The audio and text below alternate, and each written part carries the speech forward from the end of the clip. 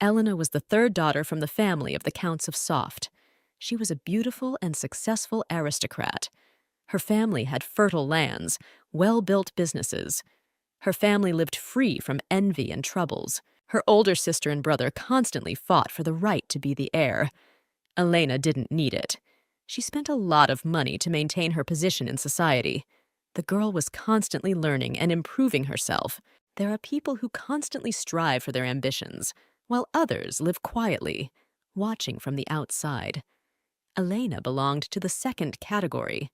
She always dreamed of living a quiet, peaceful life, full of small joys. After having tea with her family, Elena decided to go shopping. On one of the streets, the girl encountered an elderly beggar. The old woman began to beg to give her at least a coin. Elena ordered her maid to buy some bread and a bowl of soup, and then give this food to the beggar. "Oh, thank you. I am grateful for your kindness," the beggar exclaimed. "Is it really her?" the beggar thought to herself as she looked after Helena as she left. That same night, her maid burst into Elena's room and shouted loudly that she had to leave the manor as soon as possible. The maid grabbed the sleepy girl by the arm and dragged her towards the exit. Once outside, Elena saw a large cluster of dragons in the sky. "What is going on here? Where are my relatives now? Are they safe?" asked Elena to the maid. "What are you talking about now? Have you forgotten about everything? Your father passed away from an illness like 10 years ago now. Your sister and brother died 5 years ago. They died instantly after being involved in a traffic accident." The maid replied, "What the hell is she talking about now? I was having tea with my family in the garden yesterday. On top of that, I don't remember this maid's appearance. Maybe she's a spy?" Elena thought. "And I have absolutely no memory of this house. And why is there such a strange feeling inside me? It feels as if there are only ghosts living in this city. These streets scare me. I don't remember them." Suddenly, a dark-haired girl jumped out into the street. She started calling loudly for help. At the same second, a dragon flew up to her and tore her apart. "Mistress, hurry over here. We need to hide with you." The maid grabbed Elena's arm again and dragged her behind her. "You may have forgotten, but these magical creatures are called Elgirs. They have very good eyesight, so we need to hide from them with extreme care and as soon as possible. We can't stay with you in the open air," said the maid. Suddenly, a dragon flew up to the maid and pierced her through. The maid turned to Elena and asked her not to make a sound. She advised the girl to hurry to the west. The Sunrise in the Woods Tavern was located there. Elena felt a strong weakness in her legs. From fatigue, she staggered from side to side. However, it was impossible to rest. At any moment, she could be overtaken by monsters. The girl had absolutely no idea what was going on. This was the first time she had ever encountered such a thing. A few hours later, Elena still made it to the tavern the maid was talking about. Elena went to the door and knocked loudly. "Open up, please. My name is Elena Soft. I am the third daughter of the Count Soft family." "Ah, Madame Milistro, of course. Come in," exclaimed the young boy, opening the door. "Madame Milistro?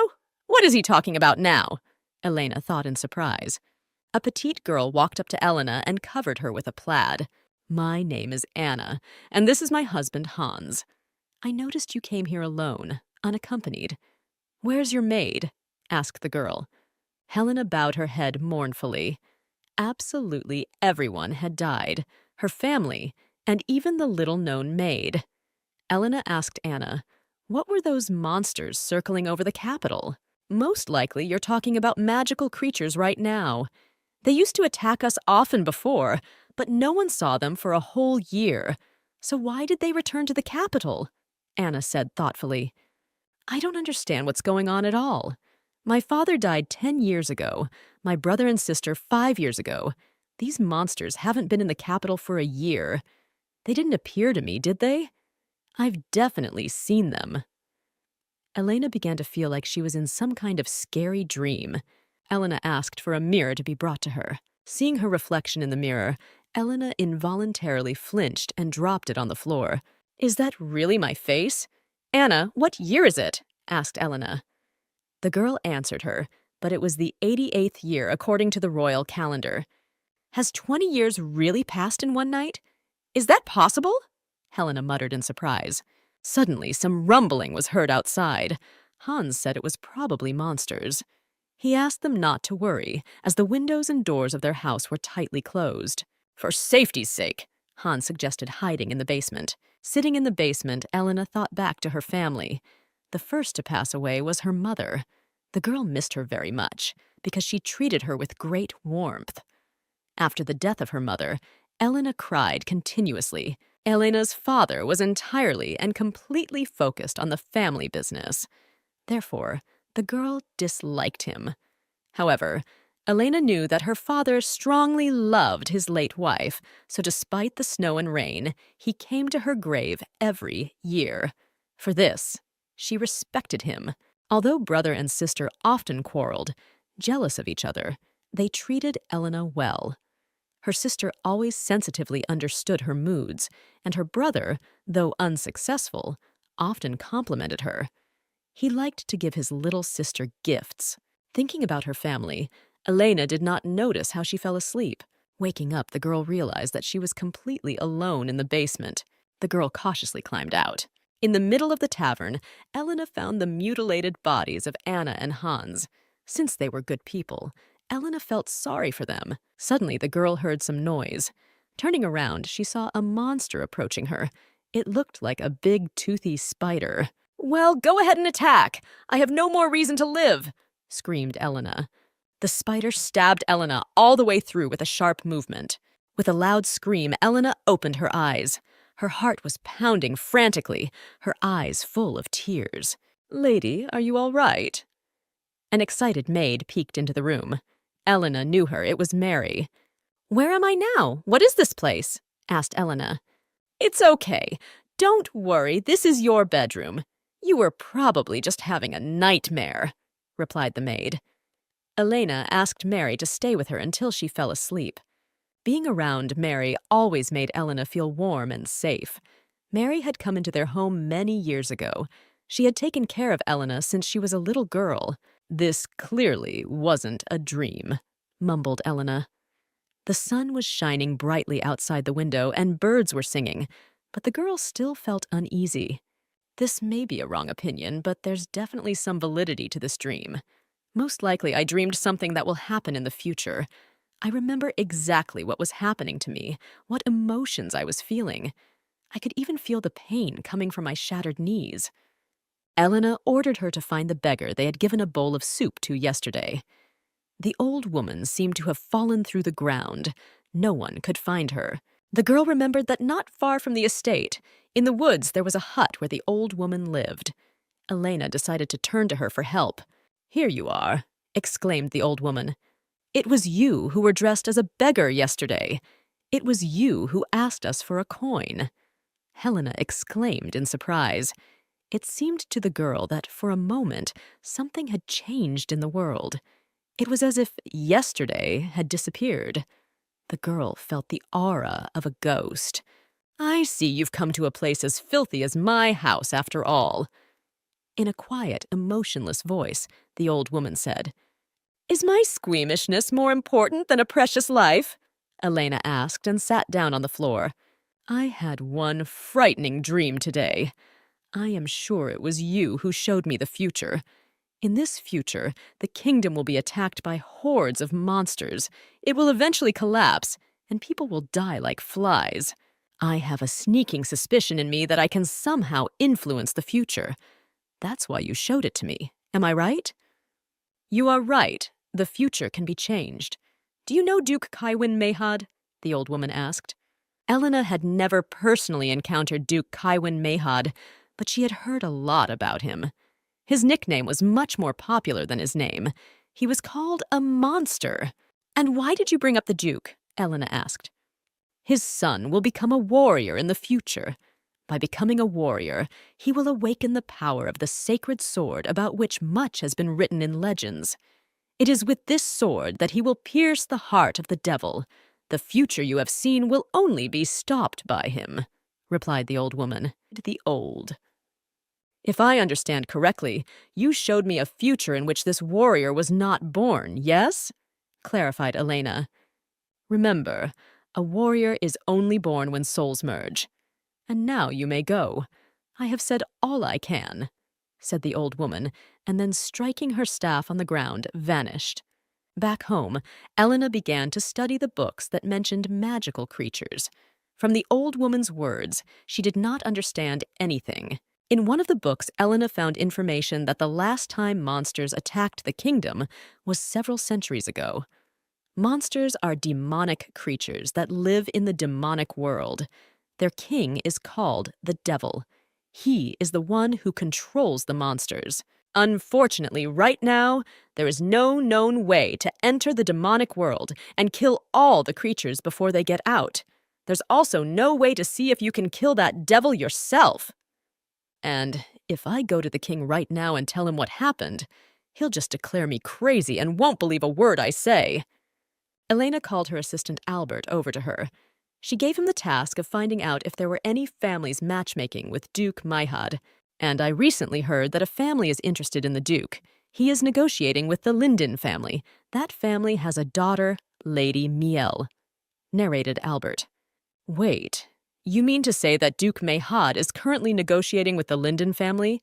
He wants to take my cousin as his wife, Elena asked in a surprised voice. Just recently, I heard that you've been matched with Duke Maihad. Is this true? Exclaimed Elena, bursting into her sister's room. Elena? You came to visit me so unexpectedly, but it's still good to see you.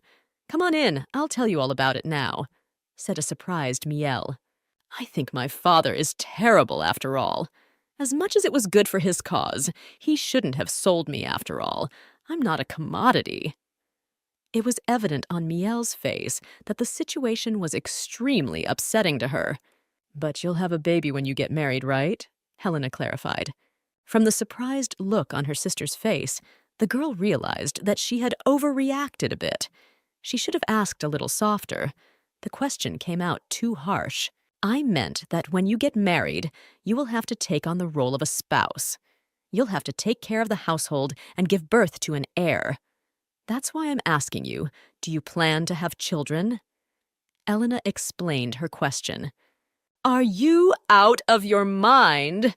I don't want to talk about any children at all right now. I had no plans to have a child. I don't want to. Why are you asking me this? Don't you know who Duke Maihad is? Who would want children with him? Miel exclaimed. Elena didn't know the Duke well. The people of the kingdom claimed he was young, single, and rich. But he had a rather heavy character. He was also a monster created by a multitude of people.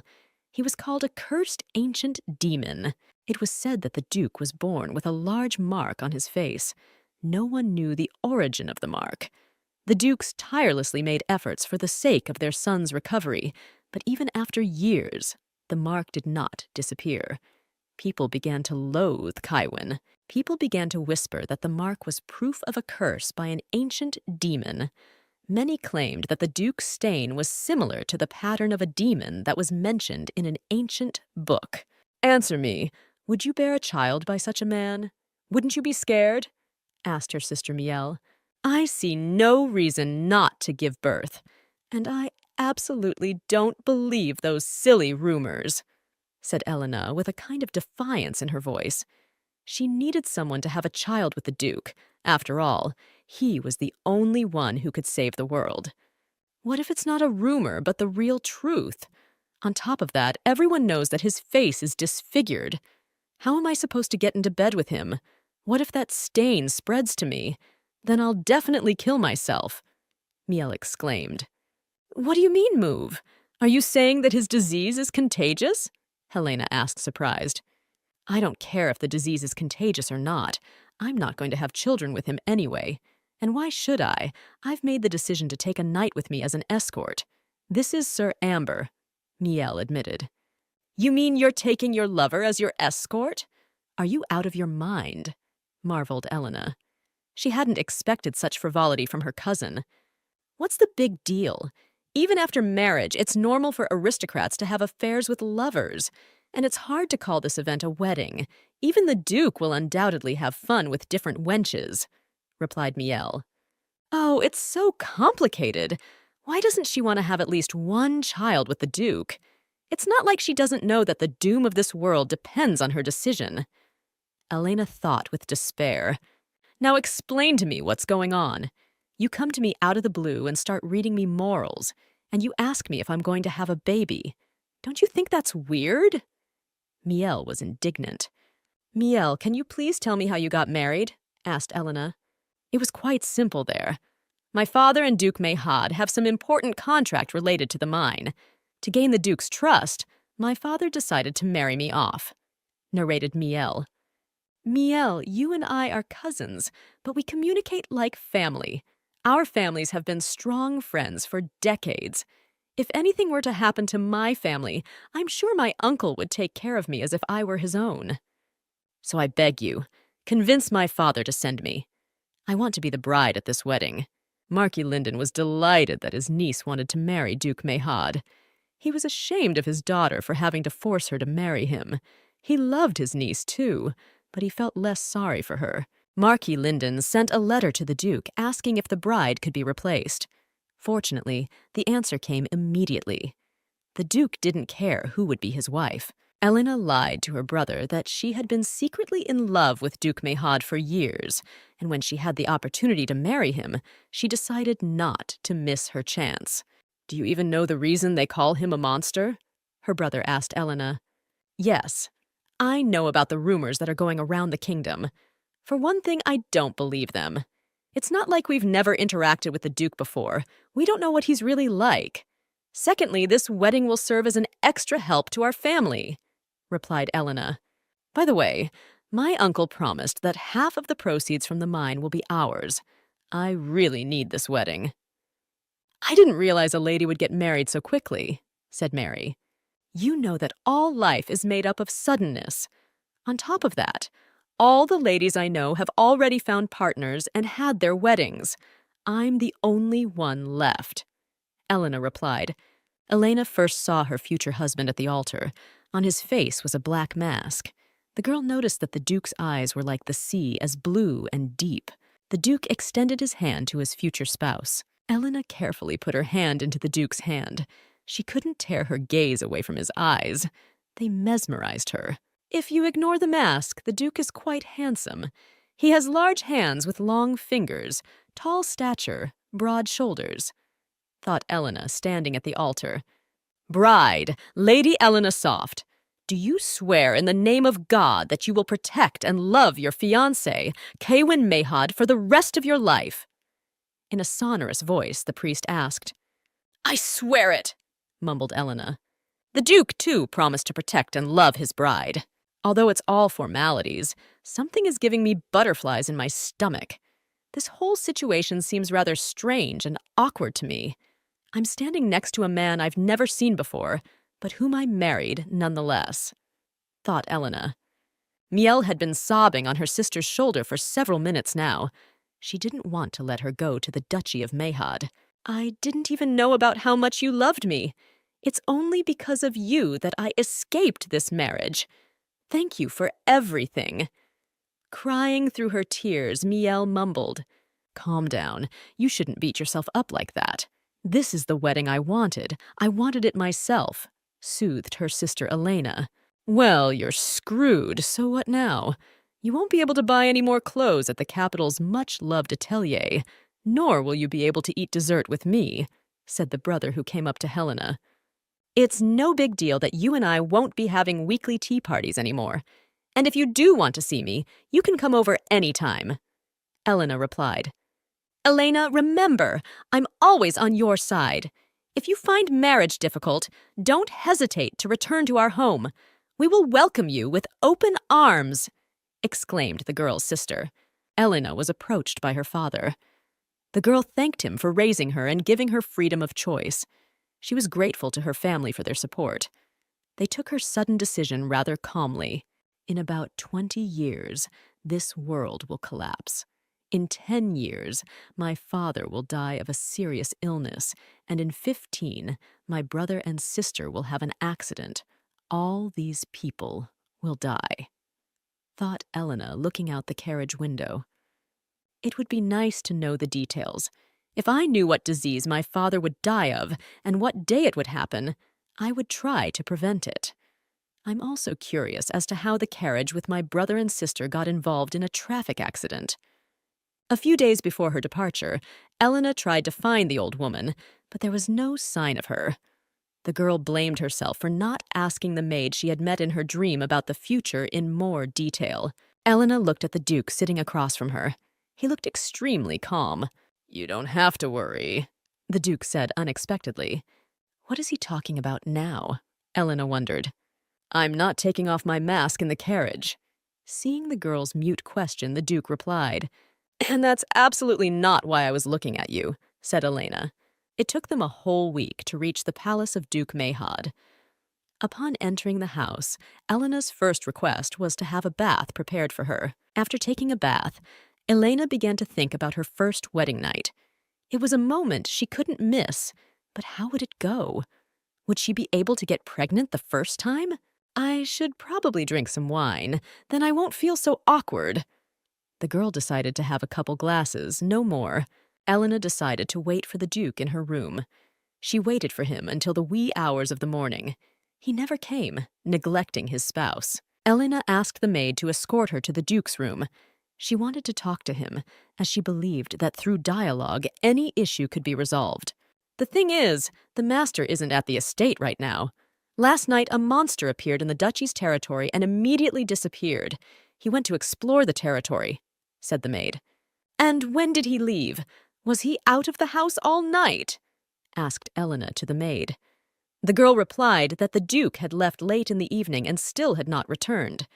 And do these lands often get attacked by monsters? Elena inquired.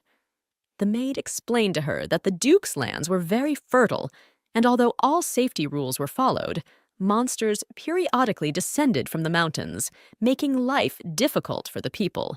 As soon as Kaiwan Mahod took over the Duke's duties, he waited for the moment when the temperature would rise and personally led the knights up the mountain. Driven by his spirit power, he completely exterminated the monsters. In those days, peace came. Since then, several years have passed, and the monsters have started to come down from the mountain again. Therefore, the Duke has to periodically circle his territories to prevent massive attacks. "Shall I call all the servants to your room?" the maid asked. Elena answered her that she herself would familiarize herself with the people who live in the estate. The girl had decided from day one to assume the role of the Duke's consort. "It is an honor to welcome you, mistress," the servants exclaimed with glee. "My name is Ben. I am the steward of this house. And my name is Lula. I am the head maid. And I'm Kuko, in charge of the kitchen. And I'm Garner, in charge of the garden. I will also introduce myself to you properly. As of yesterday, I am the mistress of this estate. My name is Helena. As of late, I am the Duchess of Mahod. Please love and pity me. The palace is even bigger than I expected. I wonder if the Duke is coming to see me today. I've heard from the corner of my ear that he's already returned. I won't sleep tonight, so I won't miss his arrival." Elena thought to herself. That night, the Duke didn't come either, nor did he for the next few nights. Elena didn't understand what was going on. She began to guess that the Duke was simply avoiding her. Elena decided to act. She couldn't wait any longer. Noticing two maids in the corridor, Elena asked them why the Duke did not come to her room. Could something have happened that she didn't know about? "It's all thanks to us. We've been waiting for you to figure it out for yourselves. We'll make sure you don't see each other from now on. We told the Duke that you were ill and asked him not to visit you until you were fully recovered." The maids answered. "Get Steward Ben and Maid Lulu here," ordered Elena. Elena looked angrily at the maids. An entire week had been lost because of them. Why did they suddenly think she wouldn't be happy around the Duke? Why did they start prying into their master's business? "Ben, how do you think I should punish these maids for their provocation?" Helena asked the steward. "If you follow the house's internal rules, you can even cut off their tongues," Ben replied in a calm voice. "Mistress, we were wrong. We beg you to have mercy. We have made a huge mistake!" screamed the maids, falling to their knees. 5 lashes, 2 days without food, and a whole week of meek obedience. Take them away. Elena felt sorry for the maids, but she couldn't leave them without punishment either. These 2 girls have been working here for a very long time. They serve at the Duke's pleasure, Ben remarked. Ben, is the Duke here now? Helena asked. Ben motioned for the girl to walk her to the Duke's office. Elena knocked on the Duke's office, and without waiting for an answer, entered. The Duke looked at his wife in surprise. He did not expect her to come to him unannounced. The girl's whole appearance said that she was quite serious. Why the hell would they think it's some kind of devil's mark? I don't see anything special, thought Elena, scrutinizing the Duke's birthmark. The girl reached out and gently touched the mark on the Duke's face. I apologize for touching you without asking your permission. Does it hurt you when I touch your birthmark? Asked Elena. No, it doesn't hurt me at all. It only surprises me since it happens very suddenly, confessed the Duke. I want to confess to you that before coming here, I punished 2 maids, said Elena. I heard about it, and I even know the reason, said the Duke, which extremely surprised the girl. She didn't expect that in this big house news spread with such a great speed. So, I want to assure you that I am completely fine and have no pain. I've been worried about you for several nights. I expected you to come to me. And to be honest, I'm not in the habit of falling asleep alone. If you understand, I will wait for you tonight. Having spoken to the Duke, Elena darted out of his office. She had always been incredibly shy in unfamiliar places at first. But this time, the girl decided to put aside her shyness because she had a world to save. Sitting up in bed, Elena listened to every rustle. Finally, the creak of the door opening was heard. The Duke entered the room. How tall he is, after all. When he sat in the chair today, he didn't seem so big to me. Will everything be all right? No, everything should be fine. In any case, I have no other choice. Elena thought fearfully. The Duke carefully climbed onto the bed. Are you sure you want to sleep with me tonight? The Duke asked the girl. Elena didn't understand why he was asking questions with obvious answers. They are spouses, so they should sleep together. The Duke reached for the lamp to turn out the light. He's right. It's probably best to do it in the dark. He's deliberately darkening the room to create atmosphere. And why hasn't he taken off his shirt yet? Elena thought to herself. Duke, are you going to sleep with your clothes on? Asked the girl. I am more comfortable sleeping with my clothes on, replied the Duke. Kaywin turned out the light and lay on his side. Elena looked at him in surprise. She had expected him to show at least some interest in her. This was far from what they wrote about in the novels at all. After a while, Elena heard a steady sniffle. She realized that the Duke had fallen asleep. How am I supposed to get pregnant now? Am I totally uninterested in him? Elena thought to herself as she fell asleep. When Elena woke up, there was no one around. The girl touched the pillow with her hand. It was still warm, so the Duke had left recently. Elena wanted to have breakfast with her husband, but he was not in the dining room. Ben explained that the Duke usually skipped breakfast or just had a snack in his office. In the evening, the Duke came to his wife's room again, and after wishing her a good night, simply went to bed. And how many more nights will he come to me to just sleep? Is this really how all spouses live? Are we just going to do nothing? How can I give him a hint? Elena thought. A few nights later, the Duke told Elena that even though they were spouses, he wouldn't touch her. Well, if you won't touch me, then I'll do it myself. Yelena shouted and started undoing the buttons on her husband's shirt. Hey, wait, what are you doing? Kaywin exclaimed. Can't you see undressing you? Replied Elena. Kaywin wrapped the girl in a blanket and held her tightly against him. The girl tried to break free, but she failed. Don't kick, let's go to sleep, said the Duke. The girl tried to break free again, but failed miserably and ended up sleeping soundly. Elena looked into the basin of washing, filled to the brim with water. She had a wild desire to drown herself in it. It was absolutely incomprehensible to her why the Duke didn't want children. Why was he avoiding her? Tell me, am I ugly? Helena asked the maid. Why do you ask that? You are very beautiful and extremely charming. Your eyes are like blossoming buds, fresh and alluring, and your silver hair shines like stars in the night sky," replied the maid. "Your facial features are very harmonious. Your eyes are large, your gaze gentle, your nose high and neat, in a word, perfect balance. Your lips are moderately full, and you need no lipstick, for they are a lovely color. If the maid is telling the truth now, then I am indeed very attractive. Then the problem is not with me.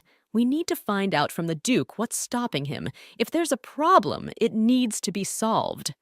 Elena thought. "Tell the Duke to join me for lunch if he's not busy.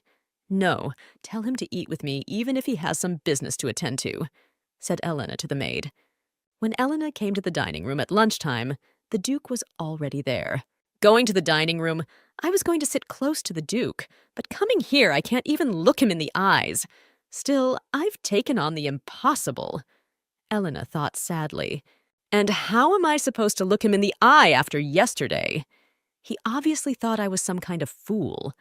And I'd love to forget what happened yesterday, but what happened keeps popping up in my mind." "About yesterday, did you really want that?" the Duke asked unexpectedly.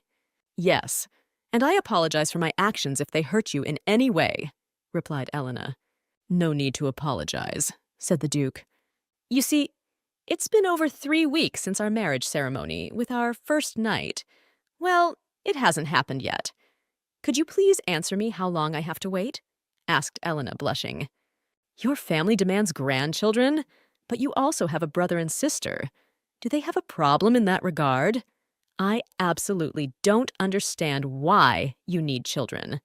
On top of that, there's no clause in the marriage contract that says you must have an heir," reminded the Duke. "I'm well aware of all that, but I believe that you can't build a proper family without having a child, and I would like to try to build a complete family." Elena lied. She couldn't tell the Duke that his child could save the world. "I'm sorry, but I can't give you what you want so badly." Lowering his eyes, the Duke replied. "What are you talking about now? You can't spend the night with me. But why? Give me a reason. Don't you like me?" exclaimed Elena. The girl was frightened. Had the old woman deceived her? "No, she hasn't. To clear up this misunderstanding, I'll tell you honestly, you are not the problem," answered Kaiwin. "But I still won't back down. I'll push for what I want, and eventually he'll give in at some point. Whether he wants it or not, I'll still get pregnant even if I have to jump him," Elena decided firmly. Elena went to the library to find books that would help her seduce the Duke. Elena finally found 3 volumes of a book called The World of Matrimony. "This is it! This is exactly what I need right now," the girl exclaimed. Elena did not let the book out of her hands throughout the night. In the morning, she was very sleepy, but satisfied. After reading literally 5 chapters, the girl discovered a new world. In order not to frighten the maids, Elena tried to pretend that she was fine. The sleepy Elena was once again rocked and hit her forehead on the coffee table with all her might. "Mistress, are you all right? I heard a terrible crashing noise," screamed a maid who burst into the room. Elena assured her that everything was fine and asked her to leave. "What on earth am I doing? And it's all because of him. If he hadn't said something like that in the dining room, I wouldn't have acted like a fool. Aren't spouses supposed to fulfill their marital duty?" mumbled Elena. "Right. I'll start applying what I read about in the book tonight. I should be able to do it." Elena stormed into her husband's office and asked if he could give her some attention. The girl noticed that the Duke rarely smiled. His face was constantly serious and focused. The first thing she decided to do was to replace his impassive face with one that was radiant with a smile. "Do you remember the words you said in the dining room? You promised me that you'd listen to anything I wanted to talk about, just as long as it didn't involve a marital relationship," reminded Elena. "Then 1, let me come to your office whenever I want to. 2, don't chase me away. I'll leave on my own. And 3, I want to hear praise from you regularly. You can praise my looks or point out how beautiful I am." Helena climbed onto the Duke's desk, lifted her skirt, and began to swing her leg from side to side. She was sure it was bound to embarrass him. Or do you think I'm not pretty after all? Not at all. You are very beautiful, replied the Duke, looking intently into the girl's eyes. Suddenly, Helena's hand slipped and she stood up, falling backwards. The Duke jumped up from his seat and picked the girl up. Are you all right? Asked the Duke. I'm fine. Thank you for helping me, not letting me fall, replied Elena. You know what I was thinking? You're pretty cute enough, too. You have beautiful eyes, a straight nose, an attractive outline of lips. And you know what else I was thinking? You've never called me by my first name before. Do you remember it? Elena. And now your full name is Elena Mayhad. I'm going to ask that you call me by my first name when we're alone together. By the way, you don't have to come to my bedroom anymore, said Elena. She hurriedly left the Duke's office as she felt embarrassed that he finally called her by her name. A few days later, deep in the night, Elena picked up a lantern and walked out into the hallway. Where are you going? Asked a guard standing in the hallway. The girl answered him that she couldn't sleep, so she decided to walk around the house. Today is just the perfect day to pounce on him. I haven't been to his office for a few days, so he must have relaxed a bit. All the consequences have been carefully considered. The important thing is not to miss the moment, thought Elena. The girl entered her husband's room and closed the door tightly behind her. The Duke was sleeping soundly. He did not hear the girl's approach. Elena carefully climbed onto the bed. Hearing a rustle, the Duke opened his eyes. A moment later, Elena was wrapped tightly in a blanket. She couldn't move an arm or a leg. Damn, well, there has to be some way. It's not like I can tell anyone about my dream. No one will believe me. Demonic creatures haven't attacked for several hundred years. They've long since been forgotten about. Also, the old woman is gone. I don't even have anyone to ask for advice now. By the way, I'm very good at drawing, so I can draw a portrait of the old woman. I will show it to everyone and anyone. Maybe someone has seen her somewhere. Having found the old woman, I will make her answer all the questions that interest me. Suddenly, a bee appeared in front of the girl's face. Elena began to scrutinize it carefully. The bee was quite large and very different from its congeners. What are you staring at? The bee asked unexpectedly. Elena gave a frightened squeal. She involuntarily took a step back and tripped over a rock and began to fall on her back. Suddenly, a blonde-haired guy appeared next to the girl and picked her up by the waist. Are you okay? Asked the guy. I'm fine. Thanks for your help, mumbled Elena. This was the first time she had ever seen this blonde-haired guy. It's a pleasure to meet you, Duchess. I arrived at the palace today and I've already heard a lot about you. Allow me to introduce myself. My name is Inkan Marjong. You are Viscount Marjong? Elena clarified. The girl had heard that he came to the palace twice a year and brought medicinal plants with him. These herbs were much needed by the Duke. Back in her room, Elena asked her maid to tell her everything she knew about Viscount Inkan Marjong. Inkan Marjong is currently 27 years old. He is the second son of the Viscount's family. He still has an older sister and a younger brother. He is currently unmarried. He has a good reputation. He is kind to people lower in status, not greedy. Rumor has it that he has ceded the position of successor to his older sister. There's no more information about him at the moment. When Elena was near the Viscount, she felt goosebumps running through her body. Therefore, the girl decided to go to her husband to understand why she reacted like that. The girl decided to sit directly next to her husband. Elena sat next to her husband for a few minutes. There were no goosebumps. Elena, is something wrong? The Duke asked. He was tired of sitting in complete silence. Please take my hand, asked the girl. The Duke held out his hand to the girl. Elena wrapped hers around it and squeezed it tightly. The goosebumps were still gone. Still, his hands are quite soft. There are small calluses on his fingers from the pen. Most likely he's been working a lot lately. There are also calluses on the palms of his hands. He's a swordsman, so nothing surprising, thought Elena, looking at her spouse's hand. Elena, is there something on my hand? Inquired the Duke. Nothing like that. I was just looking at them. Unlike my hands, your hands are quite large, Elena exclaimed. By the way, I have one rather simple request for you. Grab me just above the elbow. And don't be afraid. I'm not up to anything. It's just an experiment. The Duke took his consort's arm just above the elbow, as she requested. The girl was pleased with the Duke's touch, but there were no goosebumps. "All right, thank you for your help. I'll be off then. I have no more requests for you." Elena rose from her seat and walked out of the office. The girl was frustrated that she never got to find out why she felt goosebumps all over her body when the Viscount touched her. She had never reacted that way to her husband. Suddenly, the girl heard two maids talking. She hid around the corner and listened intently. And after all, his reputation is good, and outwardly he is meek. However, I found out that it is quite the opposite. I was told that he is a human trafficker. As soon as I found out about it, I immediately wanted to run away. When I touched him accidentally, goosebumps ran down my body. Usually, goosebumps indicate that a person is involuntarily experiencing danger, so be careful with him. A woman's instincts never fail. This man is very dangerous. As soon as you see him in the corridor, then immediately run. "Duchess, what are you doing here?" the Viscount asked the girl. Out of surprise, Elena cried out. "I beg your pardon, did I frighten you? Honestly, I didn't mean to do that." "No, it's fine. I was just brooding. You caught me off guard." Helena held her hands up in the air, disarmed.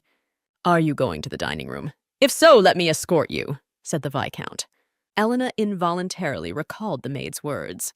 They said that this man was extremely dangerous, and that one should run away from him at once and without looking back.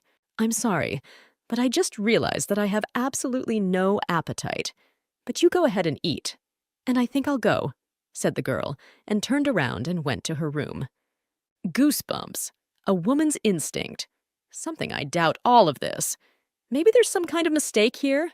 This man's neighborhood speaks very well of him. His reputation is perfect. Elena thought on the way to her room. She was very doubtful about the Viscount. Turning around, Elena noticed that the Viscount was following her. The Viscount had all but talked the girl into joining the meal. I've been thinking for hours now about whether the Viscount is a good man or a bad one after all. These burdensome thoughts are eating me up inside. I must get to grips with the matter. I must know for sure whether I should trust this man or not. I need to follow him. But the rumors about the Duke have been exaggerated as well. I keep hearing he's a monster, but he acts really nice.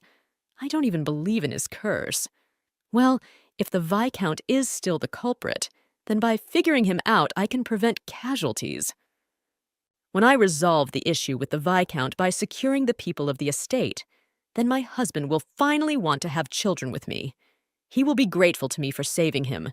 It's decided I will bring the Viscount out into the open. Back in her room, Elena asked her maid to find out as much as she could about Viscount Incan Marjong. It had to be discreet to find out what he was doing staying at the Duke's estate. Elena held out the old woman's portrait to the maid to give to the steward. The girl was ready to spend money to find the old woman, so that in the end she could get answers to all her questions. The next day, Elena had to have breakfast with the Viscount. As the mistress of the house, she had to pay attention to her guest. "I see the Duke isn't at the table. He must be very busy," asked the Viscount. "Why, are you upset that the Duke isn't here?" said Elena, and smiled sweetly. Suddenly the Viscount drops the teacup. With a loud clinking sound, it fell apart into several pieces. The maid hurried to remove the shards, but the Viscount said he would do it himself. Elena noticed that the maid was blushing very red. She wondered why she reacted that way. "Every time I'm amazed at how skillful your cooks are. Yes, I envy His Excellency's insight," said the Viscount. Helena enjoyed hearing nice words about her husband. She noted that her spouse's insight was indeed quite exceptional.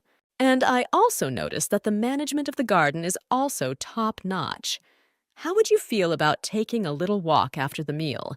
asked the Viscount, to which the girl happily agreed. Talking to the Viscount one-on-one, she could learn a great deal from him.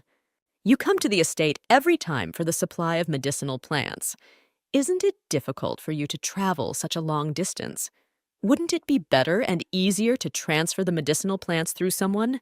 inquired Elena to the Viscount. "I'm fine. It's not a burden to me. It's my personal desire. If I entrust someone else to deliver medicinal plants, then I will then lose the job that brings me pleasure, replied the Viscount. Regardless of gender and age, all people need medicines. I enjoy delivering medicinal herbs around the kingdom.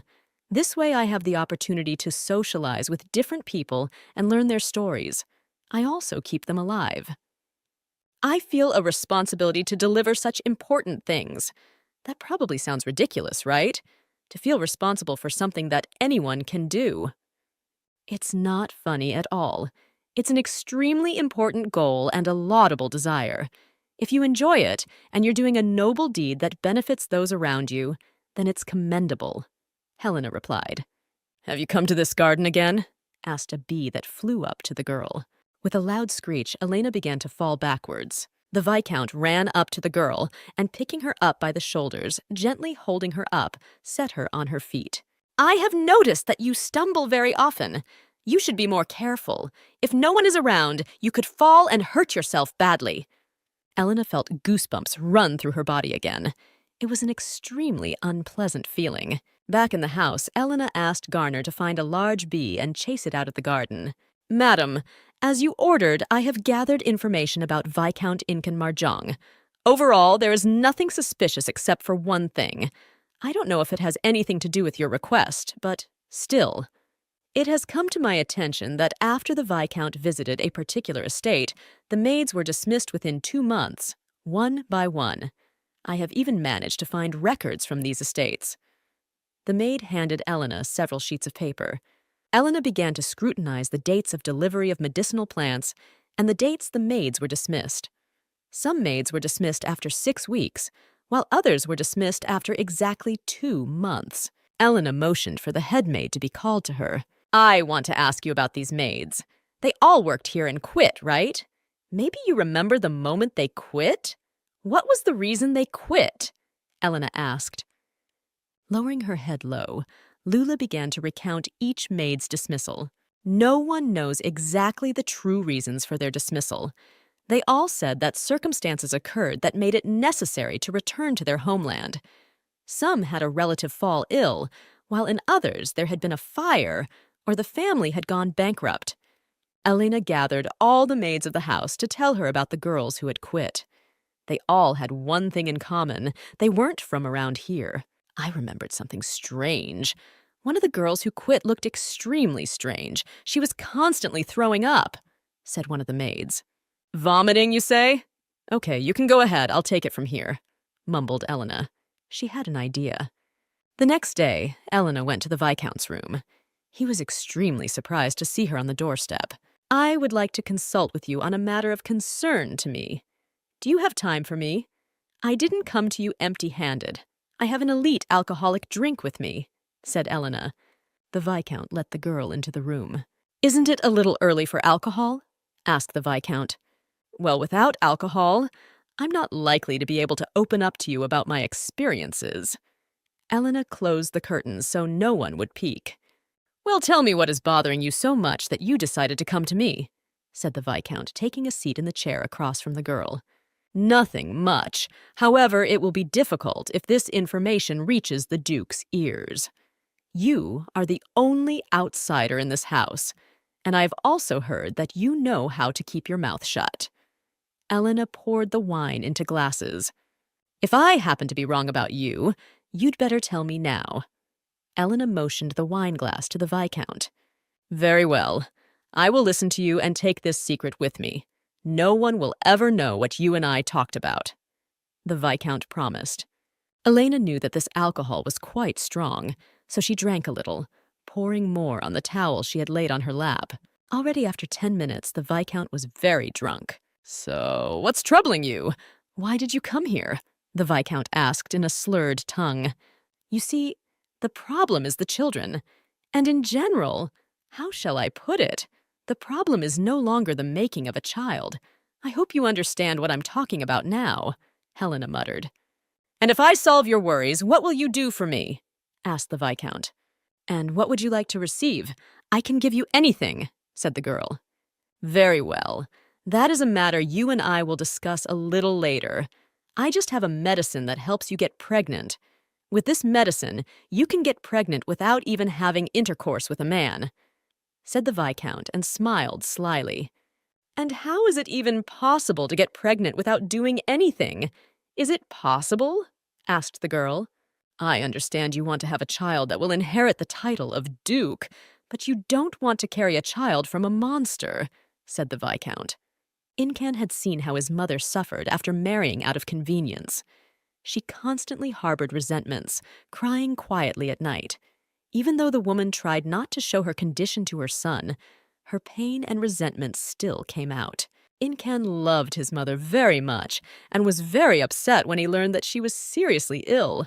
Before she died, Incan's mother told him that it would have been better if he had been born completely like her, not mixed with his father's blood.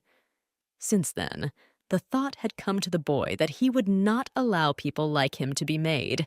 I have a cure that allows you to get pregnant without communicating with men. It's already been tested and has amazing results, exclaimed the Viscount. And if it's no secret, on whom have you tested your remedy?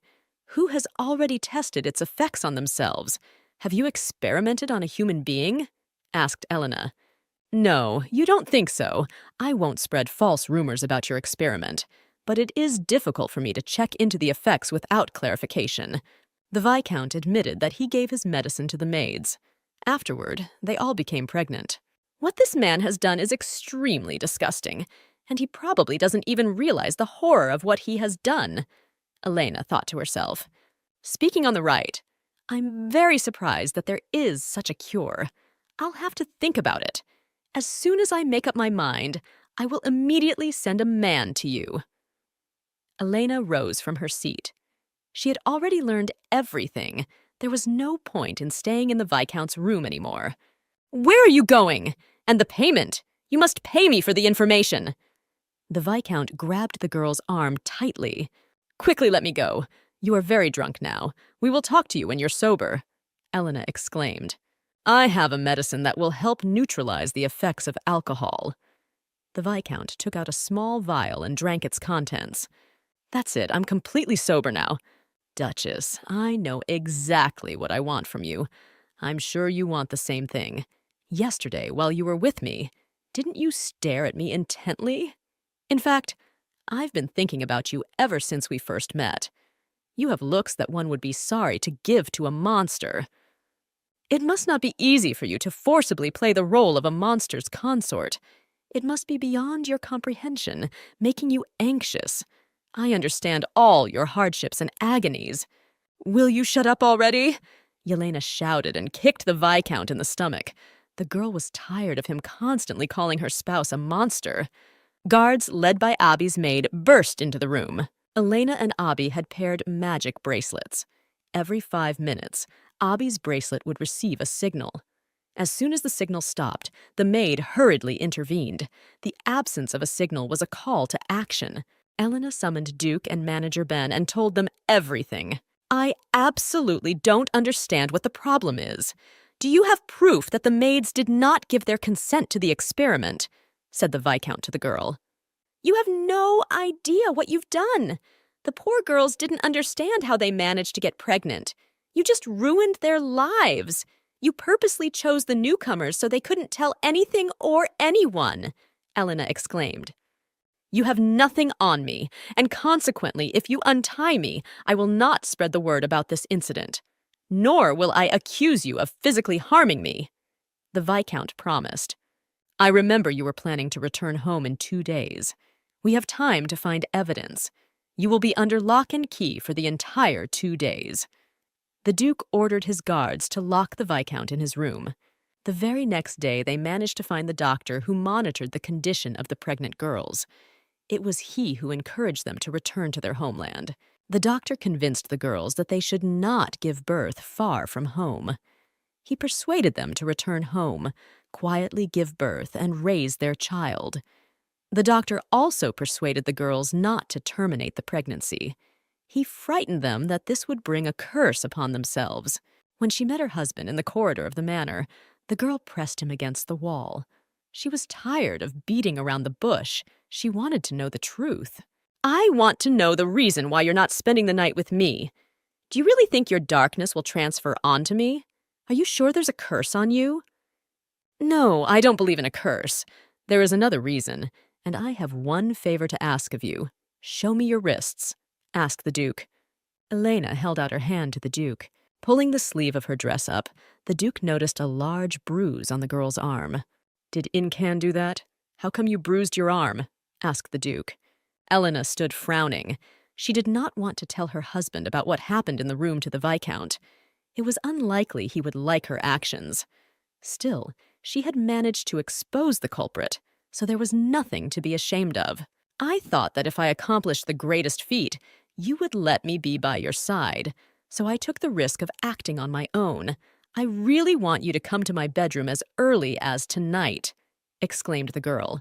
By dinner time, the Viscount confessed that he had traveled from manor to manor, collecting maids for his experiment. The number of victims numbered more than 20. It was decided to send the Viscount to his home. His father had to decide what to do with him next. In the evening, the Duke came to his consort's chambers to treat her bruise. "Are you not hurt?" the Duke asked, gently rubbing the ointment into the bruised skin. Elena noted to herself again that her husband was very gentle. He absolutely did not resemble a monster. "And tell me a little about yourself. When did you start learning fencing?" asked Elena. "I first picked up a sword when I was 6 years old. I confess it was not easy at all," replied the Duke. "Surely you must have been very cute and clumsy. Didn't anyone ever tell you that?" Laughing merrily, Elena asked. "And you know what else I was thinking? I'm 19 years old at this point, and you're already 24. There's a 5-year difference between us. What a good number that is, after all. They say that if a couple has a 5-year age difference, it's easier for them to get along in marriage. What's more, they say their child will be a gifted genius, a man who will save the world, or something like that. Anyway, I've got an idea how you and I can save the world." "It's late. Go to bed," said the Duke and turned out the light. "Okay, I'll retreat for tonight," grumbled Elena. "By the way, what about that asshole Incan? Did he confess how he created the cure? It was alchemy or sheer magic. If he wasn't an aristocrat, he'd definitely be called the devil and burned at the stake." Under interrogation, Incan admitted that he created a medicine based on animal blood. The only thing is, he never said which animal he used. But I hope we will still be able to find out the composition of his medicine, replied the Duke. "Lady, have you heard the latest news regarding Viscount Incan Marjong?" Madame Gashif asked. She was a woman who loved to gather all the rumors of the world. Ladies who were bored with their ordinary lives looked forward to meeting her. "So, a rumor has reached me that when the Viscount was returning home, an unfortunate thing happened to him. He was badly wounded. Rumor has it that he had an accident from a collision with a monster during a carriage ride. It happened near the border with the Duchy of Mahad. I think the Duke will have to pay the damages, although the Viscount had his knight with him, but he couldn't do anything to help him." "Oh, what good are those knights? I think we should take mercenaries with us. They are more reliable," the ladies exclaimed. At the moment, the Viscount's life is not in any danger, however. There are rumors that he has lost a very important body part. It is said that the Viscount kept some medicinal herbs in his pants. It was these that attracted the monster, narrated Madame Gashif. Hearing the latest gossip regarding the Viscount, Elena rushed to her husband's office. Near her husband's office, Elena saw a young boy. He was dressed in the clothes of a guard, but the girl had never seen him before. "Are you the new guy? State your first and last name," demanded Elena. The young man answered her that his name was Hast Ranner. "I arrived at your manor quite recently. Yes, of this one I served under a truly terrible man. I am grateful to the Duke for giving me a chance to rid myself of the disgrace. I have decided to be loyal to him and devote myself to him," exclaimed Hast, putting his hand on his heart. "I wonder, and where did he serve before this? Who was his previous master? Was he really terrible?" thought to herself to Elena. The Duke came out of the study and suggested that his wife take a little walk. Walking through the garden, Elena noted to herself that the gardeners had done their best. The garden looked wonderful. It was drowned in the aromas of various flowers. Looking at her husband, Elena guessed that he had called her for a reason. He had something to say to her. It seemed that he had been thinking about this conversation for a long time. The Duke motioned for his wife to take a seat on the bench. "Admit it, aren't you scared to spend time with me?" asked Kaiwin to his spouse. "What should I be afraid of?" In a surprised voice, the girl inquired. "Be that as it may, I want to assure you that I will never do you any harm. However, I have no power to control the curse." Kaiwin replied. "There he goes again, talking about the curse. I thought he told me he didn't believe in any curse. What's going on now?" Elena thought in surprise. "If you think I believe the rumors going around the kingdom about you, I don't. And I don't understand at all why you're always lying and twisting. Why can't you just give me a reason why you're estranged?" screamed the girl. "I didn't distance myself from you because some rumor bothers me. And I want to assure you that I have never lied to you. However, I know very well that many people avoid me and even fear me. So I ask you, aren't you afraid?" repeated the Duke his question. "No, I am not afraid to socialize with you at all. I have one question for you. Are you afraid that the mark on your face might transfer to another person?" asked Elena. "If I am, it's even better. When the mark crosses over to me, then we can safely say it's a disease. And everyone knows that all diseases are cured by medicine." "I like the Eastern Garden very much," suddenly the Duke said. Elena realized that he wanted to change the topic of conversation. "When I was a child, the gardener who tended this place was very negligent in his duties. There were always huge, untended bushes growing here. They were so thick that if you hid in them, no one would ever find you. And when I wanted no one to see me, I would hide in those bushes. It was the only place I could be alone. I didn't really think people were afraid of me because of the curse. I thought they hated me for no reason. When I grew up, I realized that there were a lot of rumors going around, and that's why people were afraid of me. I don't want my child to be born with the same stigma I had. I don't want him to repeat my fate. That's why I don't want to have children at all." "You don't want to have children because of your difficult childhood? There's no other reason," clarified Helena. The Duke didn't answer the girl anything. He just looked at her with sad eyes. "Abi, and tell me about the former Duke and Duchess," asked Elena to the maid. "The current Duke's parents, the previous Duke and Duchess Mayhud, passed away early in life. They were gone when Mr. Hywin turned 16 years old. After that, he inherited the title of Duke," narrated the maid. "I didn't serve them, so I don't know them personally. The servants who have been working here for a long time tell me that the late Duke and Duchess were good people. They say they were kind and generous, always sympathetic to the younger staff. The Duchess was very fond of both her sons. She didn't care at all what people said about her eldest son. She didn't believe in his curse." Helena asked to have Ben's manager called in to see her. Abi told her that he had been working on the estate the longest. Helena hoped Ben would tell her a lot more about the late Duke and Duchess than Abi did. "Ben, I have been told that you have been working at the house for over 30 years.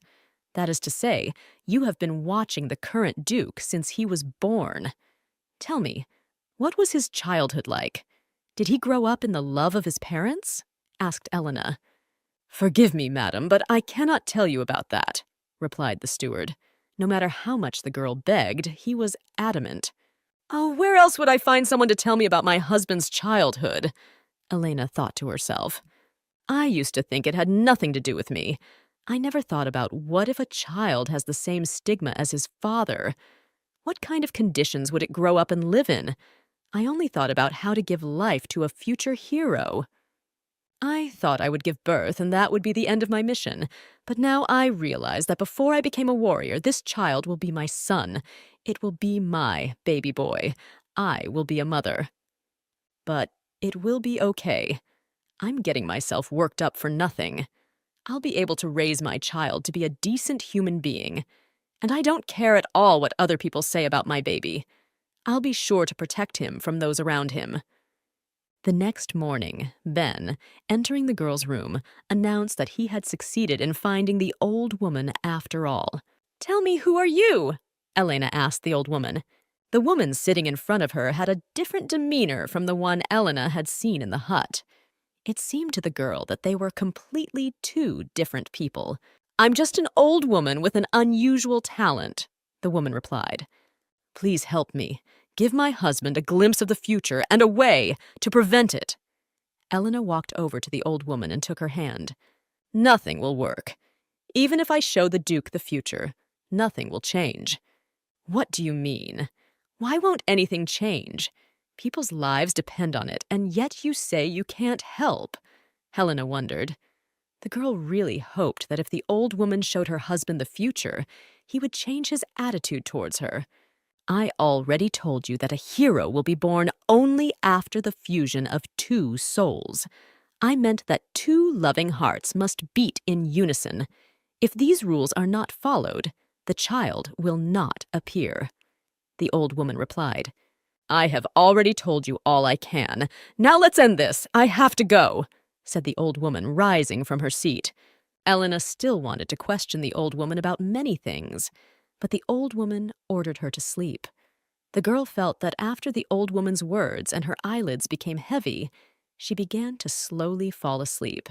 "There, still a cunning old woman, all the time disappears without answering my questions," grumbled Elena. "I still don't know if I can prevent my relatives from dying, and if so, what I need to do so. How can I change the fate of my relatives? At this point, I don't know what to do at all. The only thing I have learned is that a child must be born in love. Without love, nothing will work out. But couldn't that have been said in the beginning? Who needs that miserable love now?" Ben walked into Helena's room and announced that they needed to discuss the amount of compensation as soon as possible. "And what kind of compensation are we talking about now?" Elena clarified. "It could be stock or a certificate to run the business. Master has instructed me to fulfill Madam's wish in the best way possible, since Master is going to offer you a divorce, so—" Ben started to explain, but Elena hurriedly interrupted him. "Now quickly answer me. Where is the Duke now?" exclaimed the girl. She set the cup on the saucer with a clatter. "What kind of divorce were we even talking about?" "What on earth are you thinking? Are you going to divorce me?" yelled Elena, burst into her husband's office. "We've been married for less than 6 months, so we can dissolve our marriage without any problems," replied the Duke. "Wait, you decided to throw me out of this house so easily? Do you really hate me that much?" Elena continued angrily. "No, I don't. I don't know why you decided that, but that's not the reason. I thought you were the one who wouldn't want to continue our marriage because I can't give you what you want," explained the Duke. "I understood your message perfectly. You want a normal family and a child. You probably even married before you had children. I think your goal in getting married is children. I've told you more than once that I don't intend to have children. That's why I want to free you from the shackles of our marriage." "You're wrong if you think I'm going to give up that easily. No matter what happens in the future, there's no way we're ending our marriage. I won't change my words, so remember that well," Elena exclaimed. "So are those all the reasons you want to end our marriage? Or are you not happy with our married life?" "I like our marriage, and I'm generally happy with everything. You're a good wife, and you're doing a great job with the household," Kaiwin replied. "Well, since that's the end of it, I'll be going. I think I have made my position clear to you," said the girl, and left her husband's office. "What's up with this, deciding to dissolve our marriage? You attacked the wrong one. I'm not backing down. To be honest, I never thought he could actually divorce me," resented Elena, sitting up on the bed. "Usually, marriage between aristocrats is tied to the interests of both parties. But in my case, I'm just Miel's replacement, so my husband can ask my uncle to change the contract. But that won't happen. I won't let that happen. I will continue to fight for my spouse's love. I need to come up with a plan that will help me to rouse the Duke." Elena's first order of business was to leave the manor for a few days. The Duke let her go very easily. It even offended the girl a little. Did he really not care about her? Elena decided to go to visit her old friend Countess Rosalind Max. They hadn't seen each other for several years. I was recently told that you got married. I also learned that you replaced your cousin Maëlle. Is that true? And if you want, I can help you break up this marriage, offered Rosalind. So that's what I look like in other people's eyes. They see me as a victim who had to marry a monster. Her friend's words hurt Elena. Rosalind, do I really look like someone who would agree to an unwanted marriage? And by the way, did you prepare what I asked you to do? Asked Elena to her friend. Elena asked her friend to stay out of it, whatever was going on. Elena, promise me that you won't hurt anyone in my house, asked Rosalind. Elena promised her that she wouldn't lay a finger on anyone. Rosalind, who is this lady? Asked the lady of the house, a girl in a pink dress. Allow me to introduce. This is Duchess Mayhad, replied Rosalind. I had such a hard time restraining myself from knocking over this table. Sighing heavily, Elena said as the girl in pink walked away. Honestly, I never thought it would be so hard to spread rumors. I have to convince people that I love my husband very much and enjoy my married life. I want them to believe that my husband is very caring. And why do you want these rumors? Rosalind asked. Elena really hoped that her husband wouldn't get divorced, knowing that their divorce could negatively affect her. The girl had already noticed that her spouse knew better than anyone the power of rumors. Kaywin will not let the gossip hurt Elena. A little later, I'll be sure to tell you why I'm spreading these rumors. But right now, I need your advice. Tell me what it takes to make someone fall in love with you, asked Elena. Wait, you're a married lady want to seduce some man? Surprised Rosalind. Rosalind, I know you are the queen of dating. You didn't get that nickname for nothing. You're the only one who can help me. Okay, I'll help you, but you have to realize that every man is affected by different seduction tactics. You must tell me about the qualities of the man you want to seduce, said Rosalind. He is loving, kind, caring. He will listen to me about anything. He's also very sensitive. If I'm hiding something, he guesses it right away. He even notices the bruises on my body and personally treats my wounds. Elena replied. Are you saying that you doubt that the man who cares so much about you loves you? Clarified Rosalind. He's avoiding me, Elena admitted. If I understand you correctly, you've decided to seduce your husband? I knew it. Your marriage isn't easy. And if I understand correctly, you did marry for love, but the Duke doesn't reciprocate. Rosalind said thoughtfully, I might advise you to be more assertive. Have you heard the expression, the closeness of bodies awakens the feelings in the heart?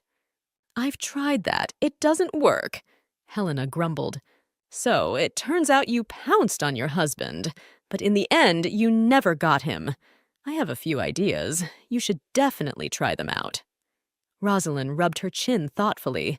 When Elena entered the house, she was greeted on the doorstep by the manager, Ben. You should rest. You must be tired after your trip.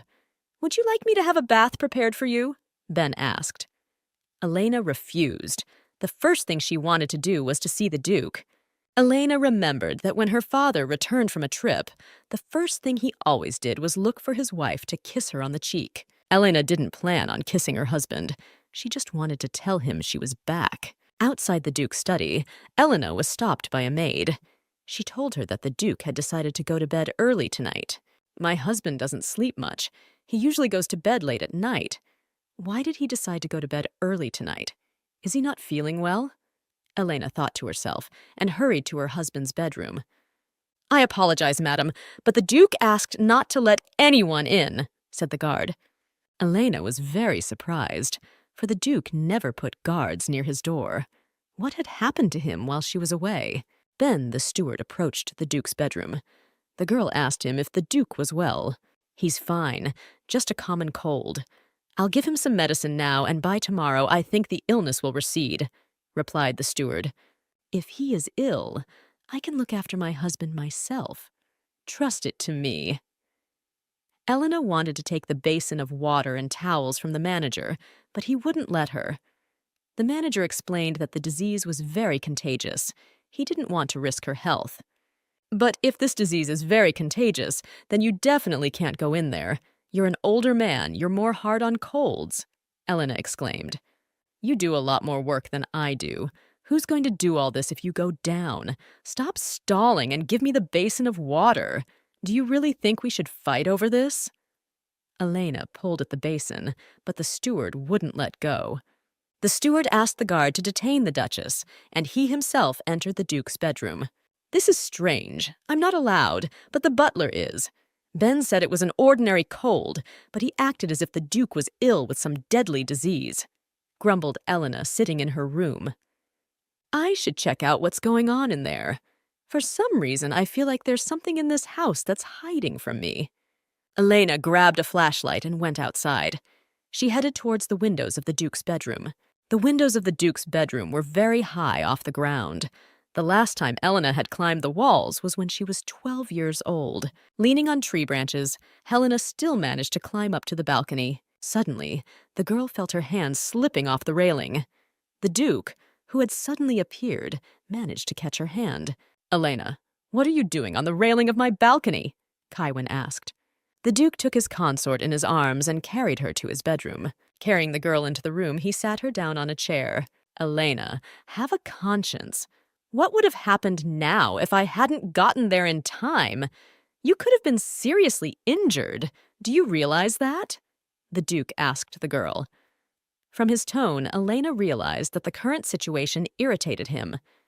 "Have you thought about the fact that you could have broken your arm? What's wrong with your arm? You could have broken your leg or hurt your head." "I'm sorry, I was wrong. And don't be mad at me again, please," the girl whispered. "I'm not angry. I was just scared and worried that my consort might hurt herself," explained the Duke. "I did it because I was worried too. I saw Ben bring you water and towels, but he forbade me to come in here. But I'm your wife. Why can't I take care of you when you're sick?" Elena was indignant. "Or do you think that by being in the same room with you, I'm going to start hitting on you again? I told you I won't do that again. Now please allow only me and the manager into your room." Elena could see that her spouse was not feeling well. She went over to him and put her hand on his forehead. The Duke was all hot. Elena helped her husband to the bed. She laid him on the bed and covered him with a warm blanket. "Madam, how did you get here?" The surprised manager froze on the threshold of the room. Elena asked, handing her a basin of water and a towel. This time, the manager decided not to interrupt. He realized it was useless. Elena moistened the towel and began to gently wipe the Duke's face. When the girl pulled down the Duke's robe, she saw a large burn on his shoulder. The girl asked her husband to roll over onto his stomach. She saw that similar burns covered his entire back. "My mother left these burns when I was little. She often threw red-hot coals in my direction. She liked to watch me squirm in pain," narrated the Duke. "When I told my father about it, he asked my mother to make sure she didn't leave the burns in plain sight. The first time it happened, I was very young, so I didn't dare to cross my parents. And then I got used to it. The last time my mother threw burning coals at me was shortly before they died." Elena felt very sorry for her husband. She didn't understand why two grown men were bullying a child. The girl could not believe that parents could be so cruel to their son. "Just please don't cry. It's all in the distant past. I just wanted to explain to you why Ben wouldn't let you in my room," exclaimed the Duke. "I'm not crying. It's just a speck in my eye. Let's get on with your treatment." Elena quickly wiped the tears that protruded from her eyes. "You must have been in a lot of pain. You were in unimaginable pain. By the way, you remember that you promised to fulfill my every wish. I want to call you by your name, too. Let me do it," Elena asked. The Duke froze in surprise. He was rarely called by his name, usually by his title or just a monster. The next day, the Duke was already working in his office. Elena decided to check if he was all right. The Duke looked perfectly healthy. "Kaiwin, don't mind me. Keep working. I just came to check on you," said Elena and walked out of the Duke's office. Meeting Ben in the hallway, Elena asked him to answer her a few questions. She wanted to know what was going on in this house, why the Duke was acting like this, and what his parents were really like. She needed to know the exact reason why the Duke was abandoning the children. "I want to sincerely apologize to you, madam. I behaved rudely to the Duchess yesterday," said Ben. "If you're now talking about yesterday, that you didn't let me into my husband's room, then I've already forgotten about it.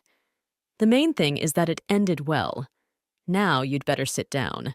I want to ask you some questions." Elena answered. "Yesterday, His Excellency had more than just a cold, am I right? I noticed that there were no other symptoms besides a fever. I mean a cough or something like that. Why did the Duke have such a high fever?" "I'm not sure, but it happens once a year for reasons I don't understand. It started when he was a baby, before those people had time to do anything to him," narrated Ben. "What people? Are you talking about the Duke and Duchess now? Why don't you address them in a respectful manner?" wondered Elena. "I prefer to use respectful speech only to honorable people. I don't have to address animals that way," replied Ben. "Ben, aren't you just gorgeous? When did you have time to change so much? I see you'll even learn to make jokes eventually," Elena remarked. "I kept thinking that Madame would leave us soon, but after yesterday my opinion has changed. Allow me to introduce myself again. I am the butler of this duchy. My name is Ben. I hope you will look after me in the future." "I apologize for being rather rude to you for a long time. It was all because I didn't know you well.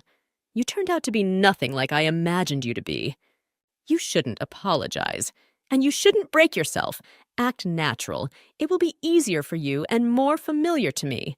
And now that we've resolved any misunderstandings, I have a question," said Elena. "The accident that happened 9 years ago isn't just a coincidence, is it? Who is the person who was in the same carriage with the Duke and Duchess? Who is Kaiwin's younger brother? I somehow feel that that incident didn't happen by chance." "You are surprisingly perceptive. You are right. A month before the incident, one of the maids went missing.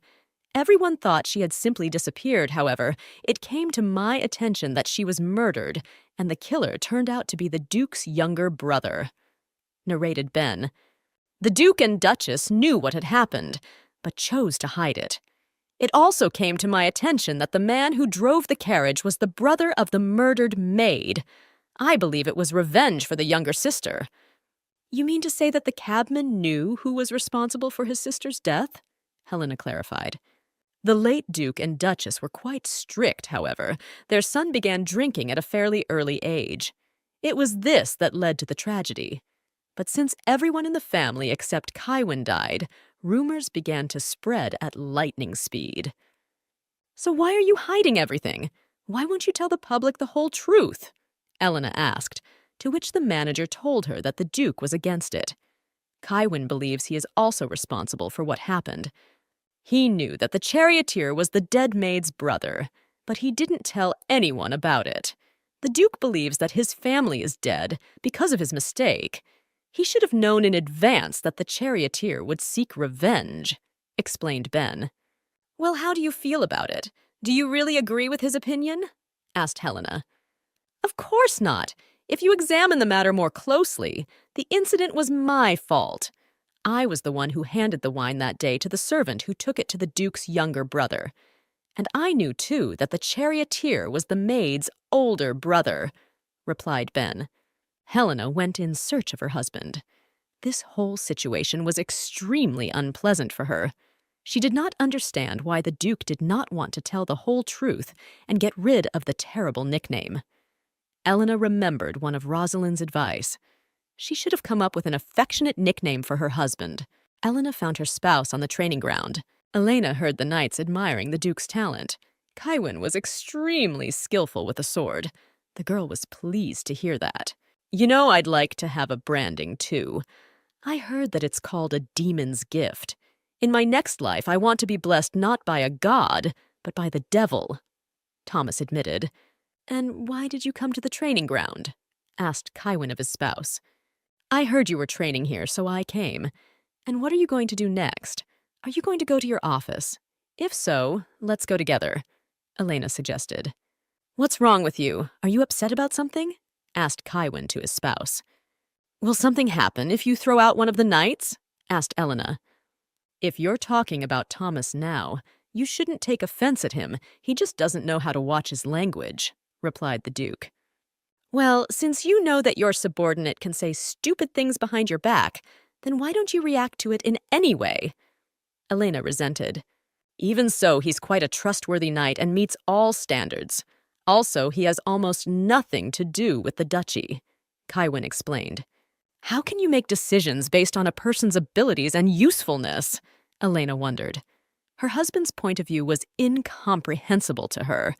The only thing the girl realized was that she would have to go through many more trials before they would fall in love. Elena began to bombard her husband with questions. She was curious about what he loved, what he hated, what he was into, and what his hobbies were. It turned out that the Duke was absolutely nothing interesting. He spent all his free time in his study. Elena began to think that her husband is a real stone statue. Even his thoughts were stone. Elena really wanted to find something to connect them, some common interests and hobbies. Elena decided to give her husband some kind of gift. She hoped that at least it would melt his heart. As she stepped out of the carriage, Elena heard someone's frightened scream. Some man was calling for help and shouting loudly that a pickpocket had stolen his wallet. Turning around, Elena saw a man running towards her. She guessed it was the thief. "It's dangerous here, madam. Hide in the carriage, quickly!" shouted the maid. From over the maid's shoulder, Elena saw that a knight ran up to the thief and knocked him to the ground. In the knight, Elena recognized Thomas. Thomas told Elena that today was his day off, so he decided to go to the market for fruit. There he saw a thief, so he chased after him. The thief was approached by the guards. They tied his hand and took him to jail. Elena scrutinized Thomas's face.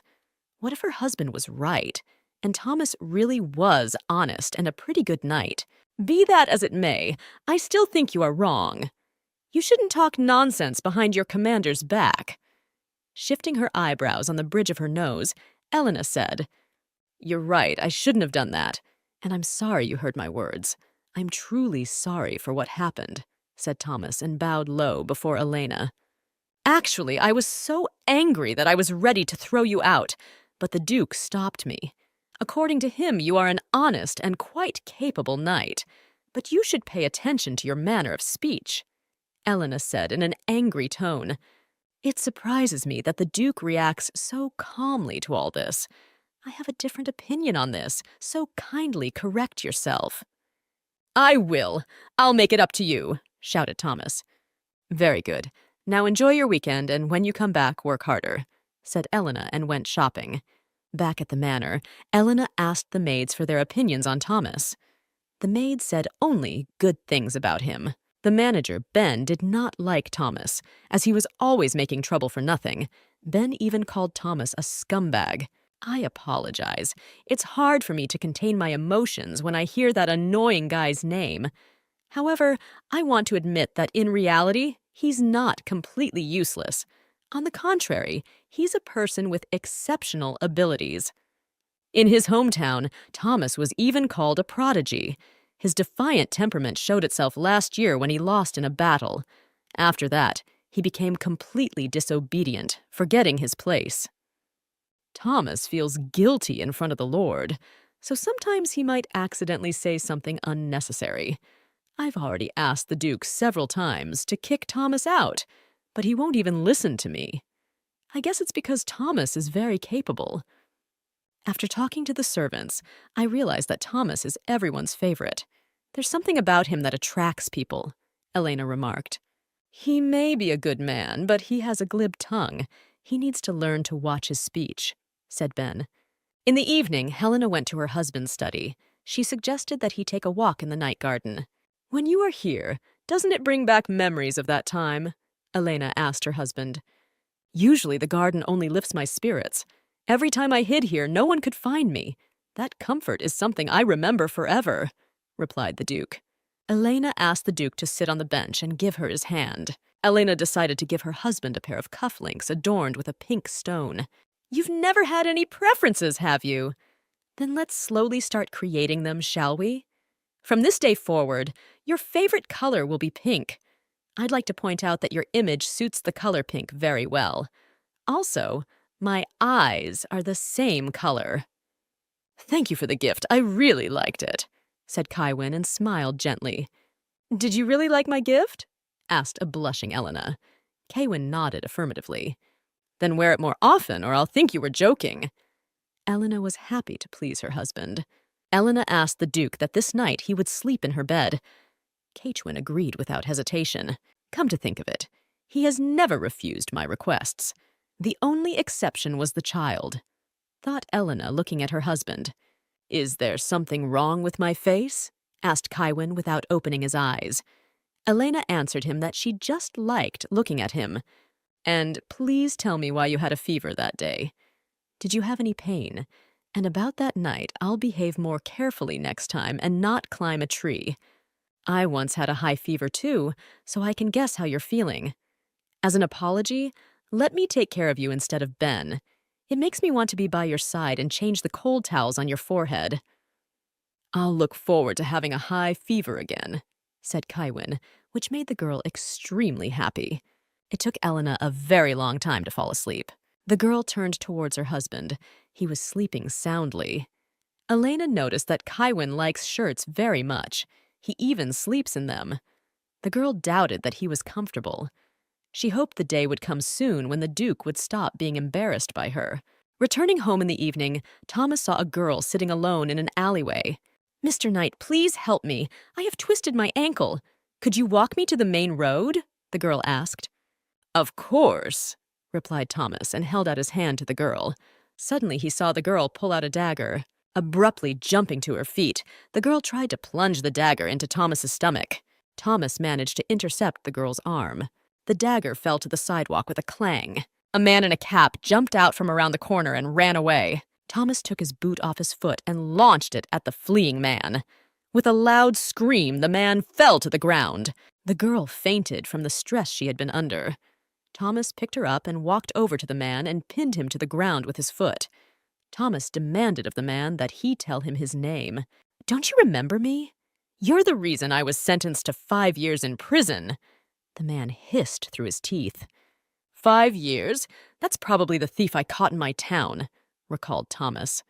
How could you dodge a punch? I know for a fact you would never expect a threat from a woman, shouted the man. The guard who approached him taped his mouth shut. Thomas ordered the guard to take the man to jail. His mother always told Thomas that he should protect the girls.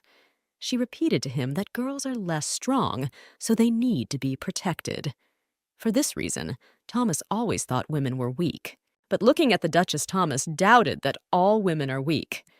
Because the Duchess regularly showed her character, Thomas became more considerate of women. He no longer considered them weak.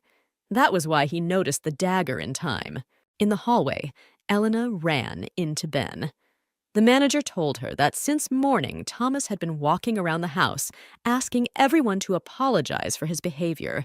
Ben was pleased that the feckless Thomas had finally grown up. At breakfast, the Duke told his wife that Ingkan Marjong had lost all power. He was kicked out of secular society. The Viscount's life as a nobleman was over forever. Senior Viscount Marjong himself ordered his son to be arrested. Viscount Marjong ordered his son to be imprisoned for life. I have personally seen the letter that says that Incan is forbidden to leave the confines of your house. He will most likely spend the rest of his days recuperating his health. The letter also spoke of compensation. In exchange for the pardon, they promised to deliver free medicine for the Duchess for the next 50 years. However, I plan to change my supplier. What about the medicine the Viscount gave the girls? Did you find the ingredients? Elena asked. We still can't recognize them. We've summoned all the experts in the Empire, but they still can't figure out what's in those medicines, replied the Duke. If I remember correctly, you said that the Viscount used animal blood in his medicine. But I think that is utterly absurd, for there is no such animal that can make a woman conceive from herself, mumbled Helena. Since the Viscount didn't even open his mouth during the torture, I believe he used forbidden materials. When this becomes known, he will definitely be in trouble. If this material is so hard to get, Then maybe I'm getting myself worked up for nothing? Elena thought to herself. She was very afraid that someone else would be able to create a similar drug and would also experiment on people. As soon as we identify all the ingredients, I'll let you know immediately, Kaiwin promised. The maid wanted to put a new dish on the table, but she slipped and accidentally dropped it from her hands. The fried chicken and cheese sauce flew straight at Helena. The Duke pushed the plate of food away from his wife with a sharp movement. The cheese sauce doused the Duke's shirt. I apologize, the maid mumbled stammeringly. The Duke asked in a calm voice for the maid to bring him a clean towel. With the towel she brought, the Duke wiped the sauce off his hand. By the way, Elena, what did you want to tell me? Asked the Duke, sitting down in his chair again. Elena told him that she had some plans and she wanted the Duke to set aside a day for her. All right, I'll always make time for you, Kaiwin replied to the girl. Elena noted to herself that her husband had become a little kinder. Madam, I apologize for what happened in the dining room, said the maid to Elena after breakfast. Don't dwell on it, it's fine. On the contrary, this situation even amused me, said Elena and patted the maid on her back. Entering her room, Elena noticed a letter from Rosalind on her desk. The girl was very curious how Elena's relationship was going. Elena decided to write her friend a letter. She had a lot to tell. She boasted that she was already on the 4th stage of the relationship. Elena hoped that soon enough she would have no problem touching her husband. Manager Ben approached the Duchess's room and knocked gently. There was silence behind the door. Ben decided to cautiously peek into the room. In the room, he saw the Duchess sleeping at her desk. Hearing footsteps, the girl opened her eyes. Madam, have you been studying here all night? I had already decided that you had fainted, Ben exclaimed. Among the papers scattered on the desk and on the floor, Ben found an invitation to the festival. The 4th step in the relationship was to create memories together. Elena thought for a long time about where she should go.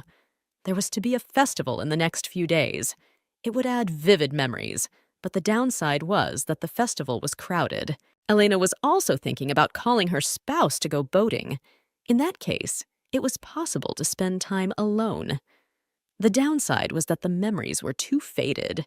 Elena couldn't choose anything, as the future of humanity and her relationship with her husband depended on her choice. On top of that, this was their first date. Elena really wanted to be alone with the Duke, so she was thinking of going boating. Come to think of it, the Duke has never been to festivals. People who are already dead wouldn't let him go out. They made excuses, saying the young gentleman was sick, narrated Ben. Ben, I thought you told me you have a mage, you know. Would you mind inviting him here? I want to seek his help. With magic, we can get to the festival in a few hours, said Elena. Since the mage refused to go to the manor, Elena had to go to the magic tower. Just as Elena approached the magic tower, a blonde-haired man descended from somewhere in the sky. He ended up right in front of Elena. The blonde-haired man greeted Elena and introduced himself as Kidrion. And how am I supposed to address him? I mean, he's the head of the magic tower. I can't disrespect him, Elena thought to herself. If you don't mind, I'll call you the head of the Black Tower, said the girl. Elena knew that although the Black Tower was located within the imperial palace, it didn't mean that its servants were subordinate to the emperor. They were independent. To be honest, I've never been called that before, so I'm afraid I'll feel awkward. I'm usually called Mr. or Mr. Kidrion. Now you've confused me altogether. If I call you master, it would be like a servant addressing his master. And if I call you Mr. Kidrion, that would be too long. If I call you by your first name only, it sounds informal. I and your husband Duke are good friends, so I will allow you to just call me by my first name, said the mage. The situation was beginning to annoy him. Well, you're not my friend, are you? And I should be more polite to you.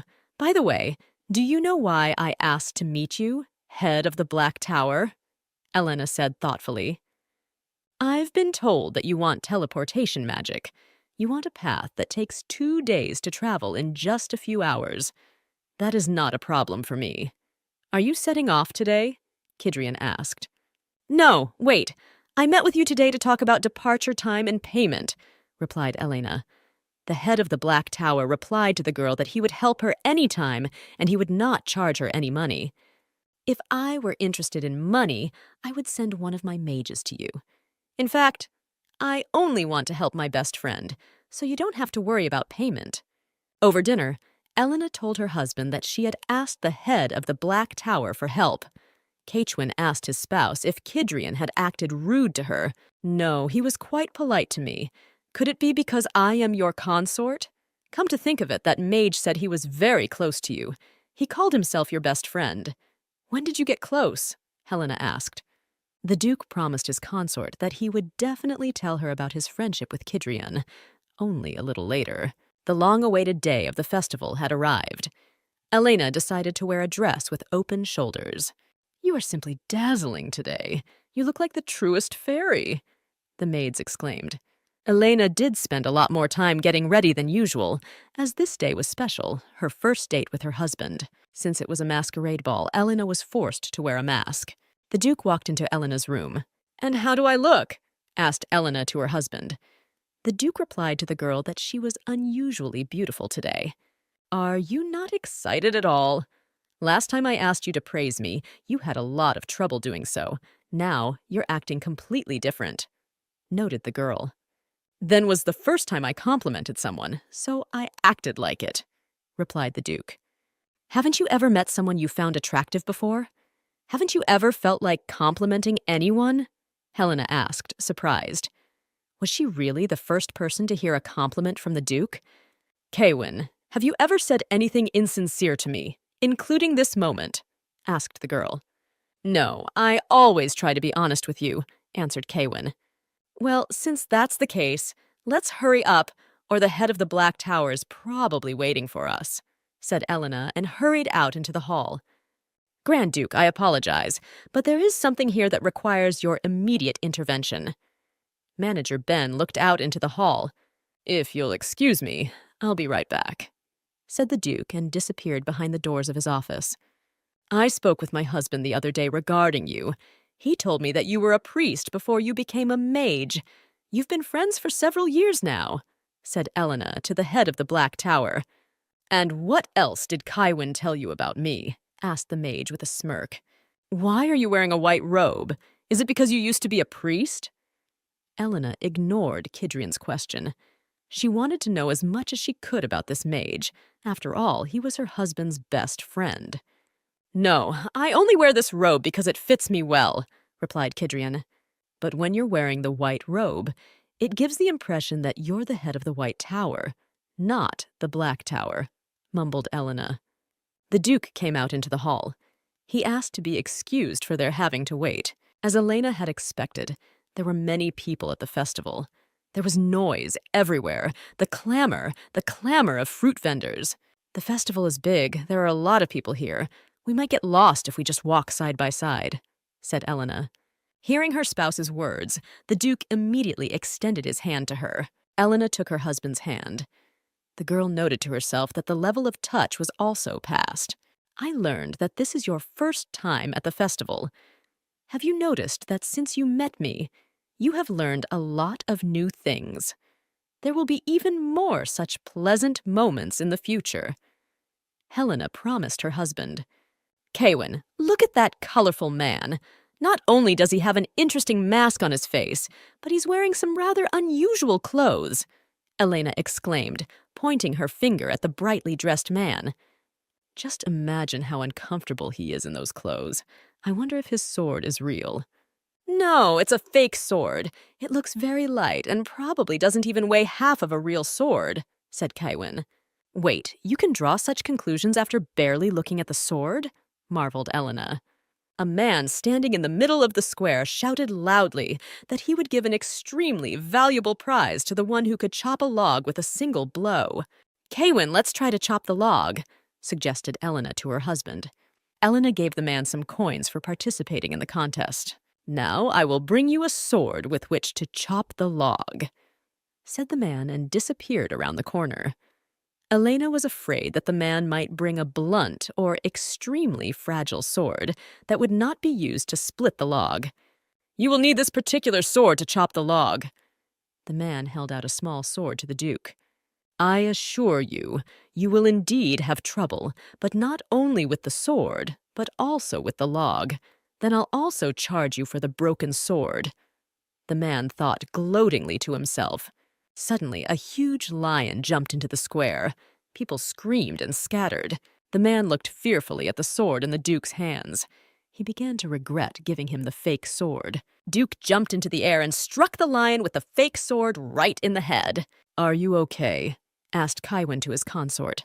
Helena answered him that she was absolutely fine. She didn't even have time to be scared. I can't believe that a lion escaped from the circus. It's good that no one was hurt. He was so big. I thought lions were smaller, Elena said thoughtfully. Kaiwin, you know what? I always trust that you will definitely come to my rescue. I think my trust in you is boundless, and it makes me feel warm at heart. So you trust me too, okay?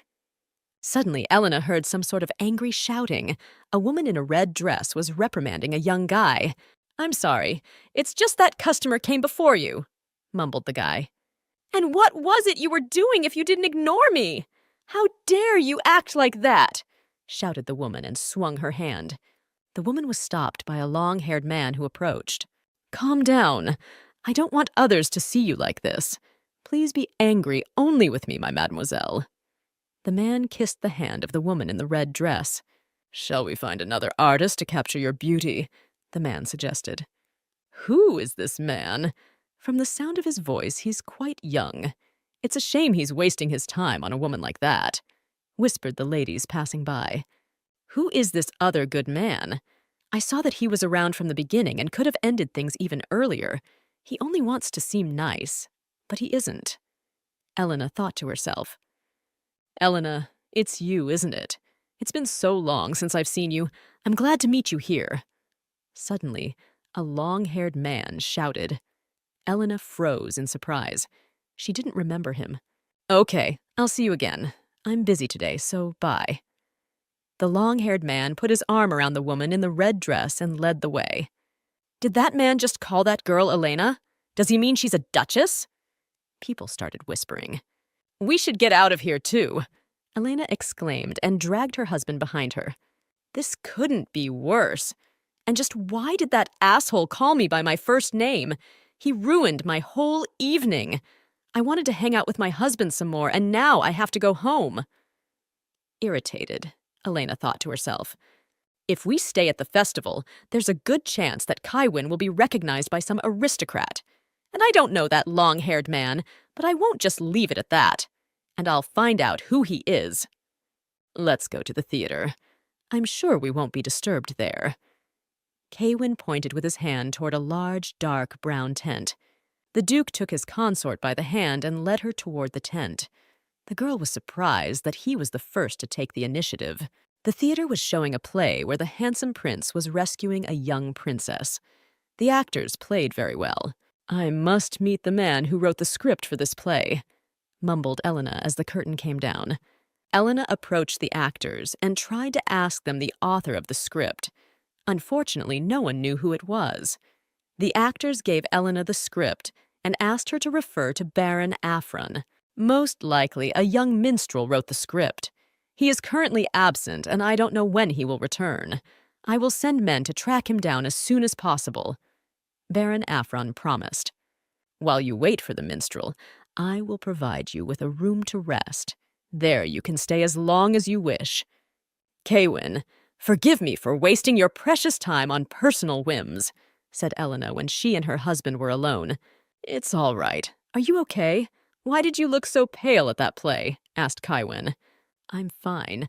I'm just a little surprised because I thought I knew the person who wrote the script, and I think it's a close buddy of mine that I'm very familiar with. Elena replied. That script could have been written by that old lady. In the play, everything happened exactly as it did in my prophetic dream. What if someone else knows about the future besides me? Suddenly the old woman showed someone else what awaits us ahead? The girl thought to herself. Elena offered her husband to drink some wine before going to bed. She promised that she wouldn't pester him. At the moment, I care about that the least. I'm more worried about you. You look in extremely poor health, replied the Duke. That's all excuses. Have some wine with me. I don't ask much from you, Elena insisted. Kachwin sipped some wine. Elena, I wouldn't advise you to drink wine, as it has a rather peculiar taste. You'll be hot soon, so don't be surprised. Kaiwin opened the window wide open. What are you talking about now? I'm sitting here in just my nightgown. I can't be hot, Elena exclaimed.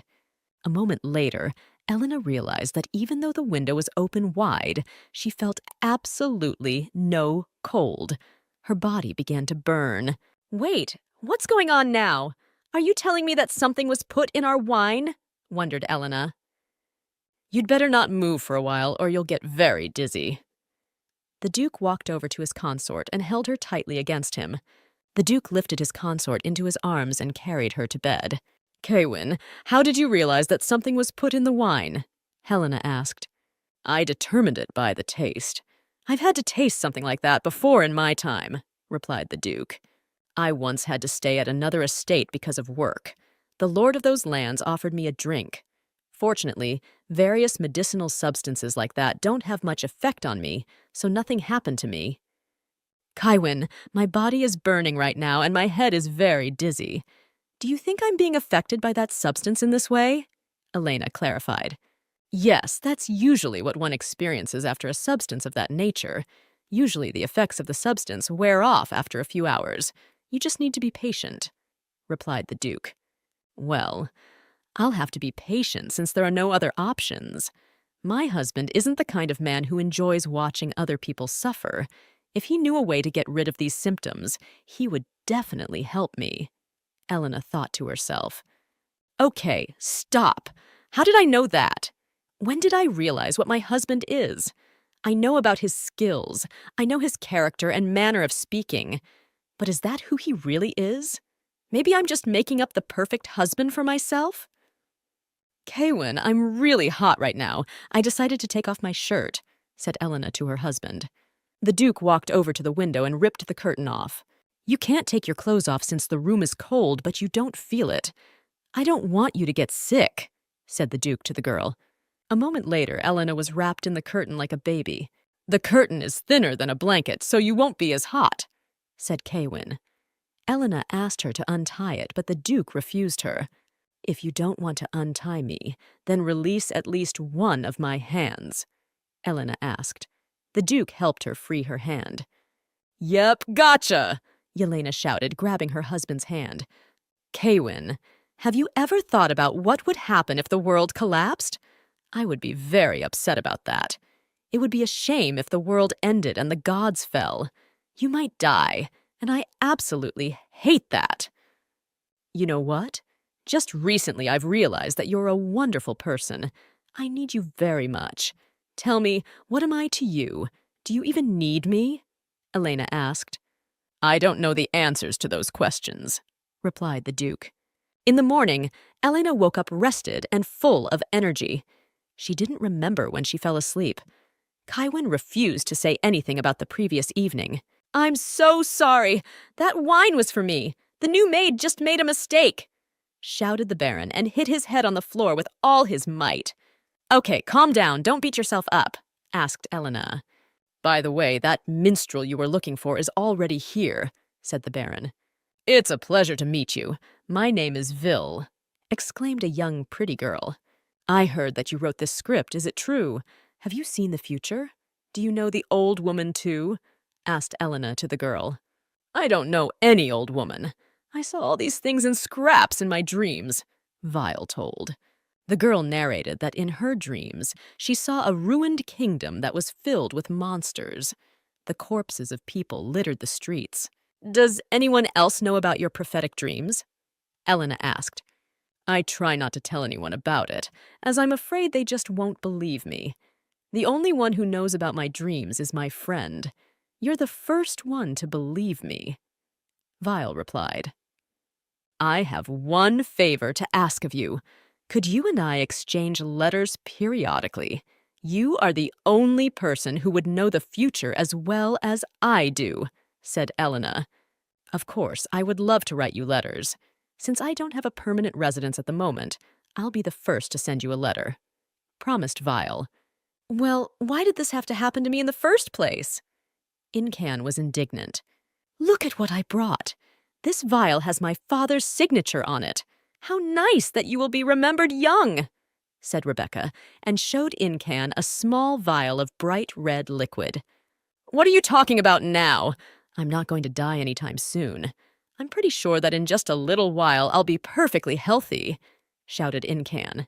He had a plan to get out of his confinement. Elena decided to draw a portrait of her husband. Have you heard the news? Word is that Baron Afrin's wine cellar has burned down, Elena said to her husband. I was told about it, Kywin replied. I'm going to tell you something now, and don't be too surprised by it. I didn't like the blue paint, so I used a different color. I also didn't paint the mark, but I put all my love into this painting, Elena confessed. Elena held out the portrait she had painted to her husband. You mean this is what I look like? Kywin asked. Yes, you look like that, but you don't have pink eyes, you have blue eyes. Since I didn't like the color of the blue paint, I used pink. But even so, you look really good. A real looker. Elena replied. Do you think if we ever have a son, will he look like this portrait? When I look at this drawing, I feel like there's a little bit of both of us in here.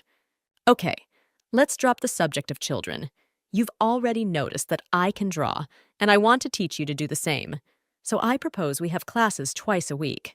Yes, of course, I'll take lessons with you, replied the Duke. Do you happen to know a place that sells good blue paints?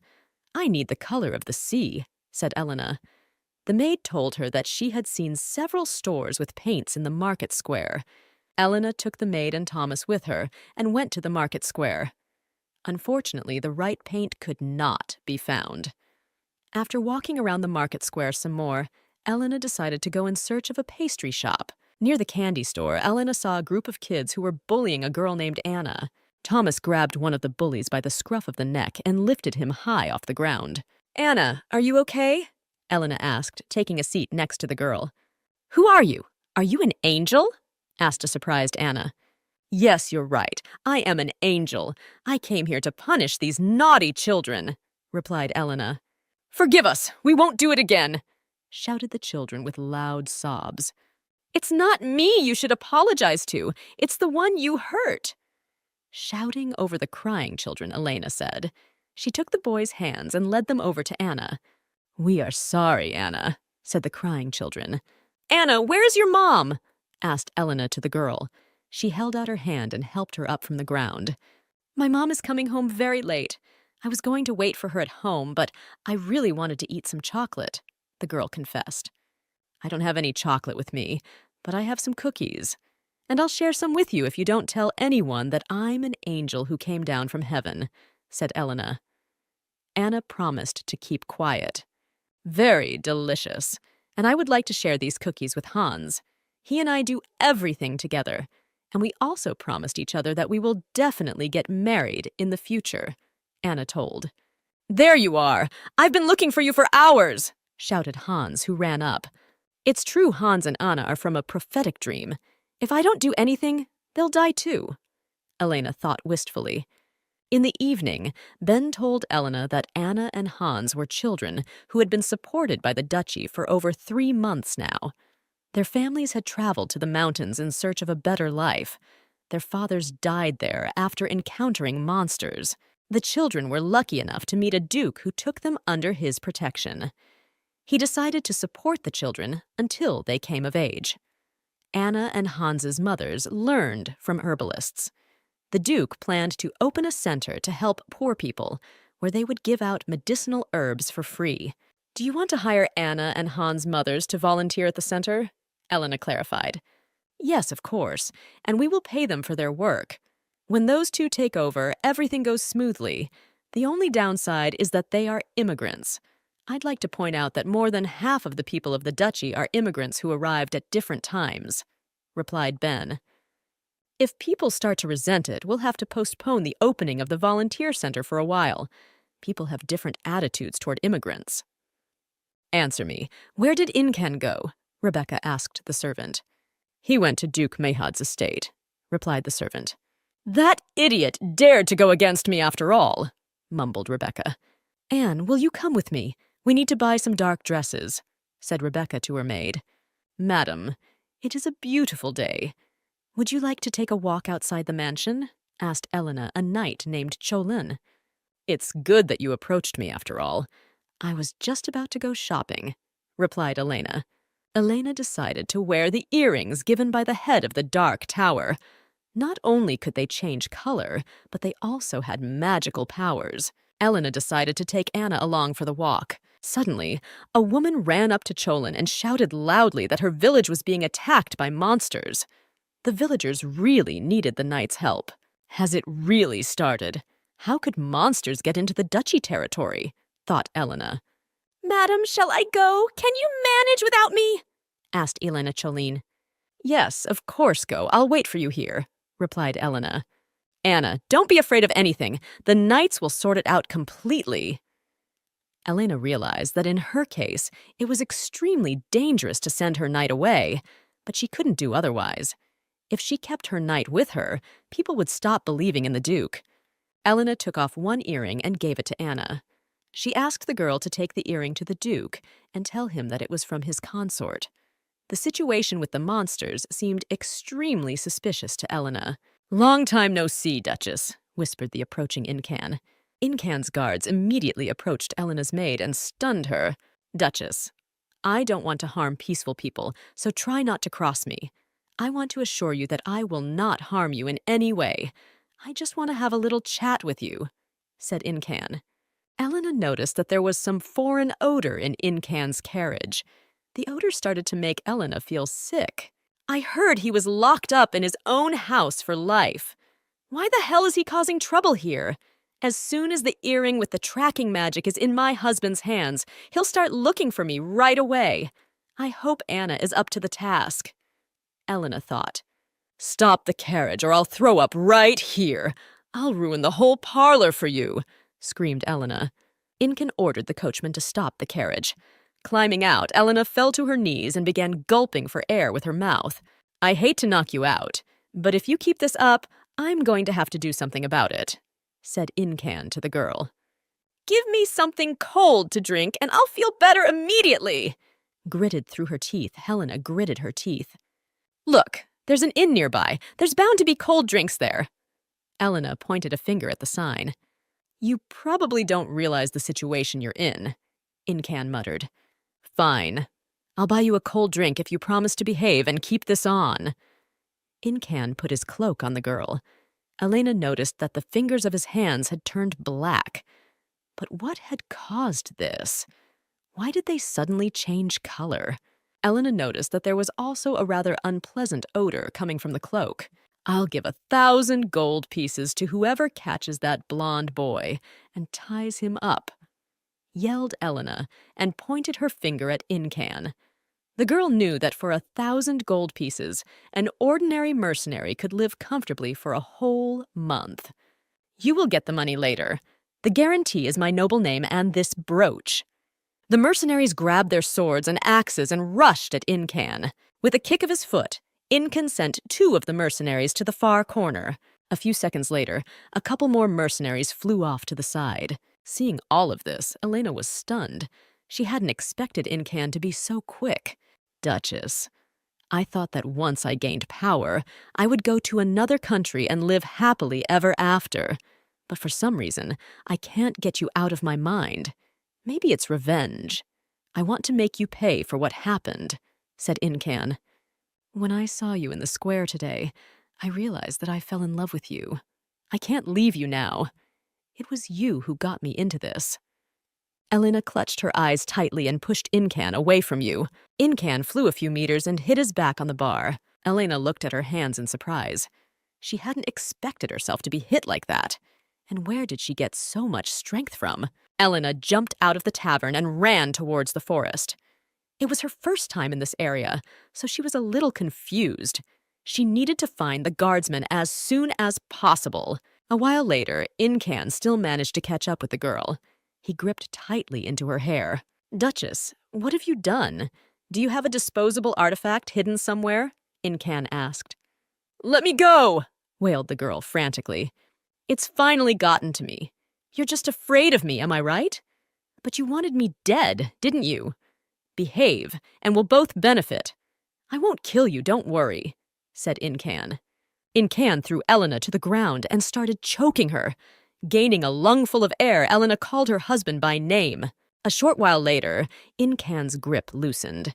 When Elena opened her eyes, she saw Incan's twisted face in front of her. Next to his throat was the Duke's long dagger. Seeing her husband, Elena was relieved and immediately lost consciousness. Elena woke up in a bright room. In the middle of the room was a wooden chair with an old woman sitting on it. The first stage of awakening is complete. The conditions have been met, so it is not surprising that the awakening happened now. "I want to warn you that a turning point is beginning," said the old woman. "I apologize, but I have absolutely no idea what you are telling me right now," mumbled Elena. "And you don't need to understand anything. You'll forget everything as soon as you wake up. Everyone creates their own destiny. I chose my path once too, and I've already helped you too much. Because of that, there may be a discord between your destiny and this world. I will no longer interfere with your destiny. Act on your own. Choose what is more important to you, your destiny or the destiny of this world." The old woman placed her palm on Elena's head. "We've already lost once, but now with my intervention, things can change. I hope you can prevent the demise of humanity. May your child's sacrifice not be in vain. Madame has probably fainted from the exertion. I am sure she will wake up soon," said the maid who had been assigned to monitor the Duchess's condition. "Is there any injury to her body?" asked the Duke. "The bruise on her neck will go away within a few days. Otherwise, the Duchess is in good health," replied the maid. Bowing low to the Duke, she left the Duchess's room. Kaiwin took his consort's hand and put it to his face.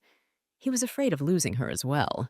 Kaiwin's entire life was filled with unpleasant moments.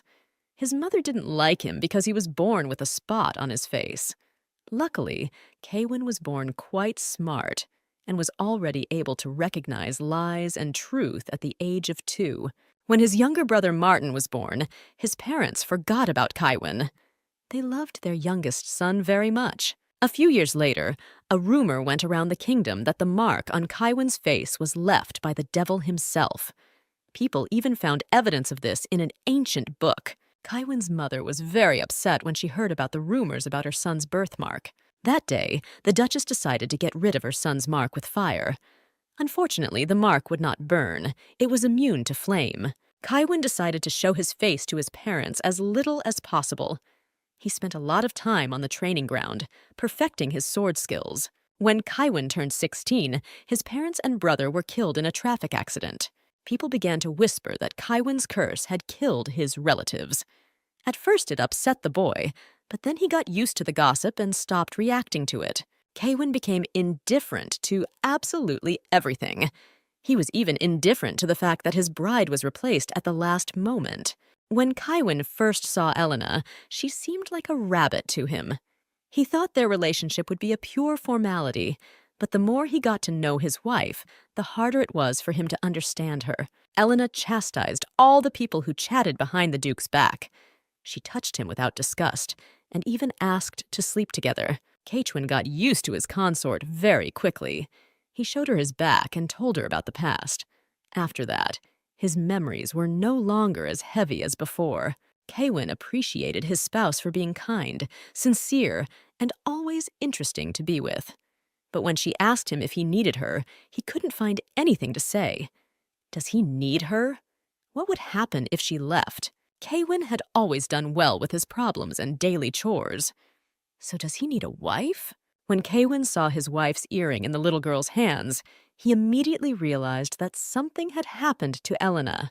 Kaiwin rushed to the head of the Dark Tower. Kidrian was unable to track down Elena immediately, as he was hindered by a strange energy of unknown origin. When Elena was finally found, the Duke immediately went to her aid. As Kaiwin carried Elena home, he realized that he needed her. "Kaiwin, what's going on?" Elena asked, opening her eyes. "Elena, do you remember the question you asked me the other day? You asked if I needed you, and I'm going to answer you. Elena, I need you. So please always be there for me, Kaiwin asked. Good morning, mistress. How are you feeling? How did you sleep? Asked a doctor named Dagder to the girl. The Duke asked him to have him examine his consort.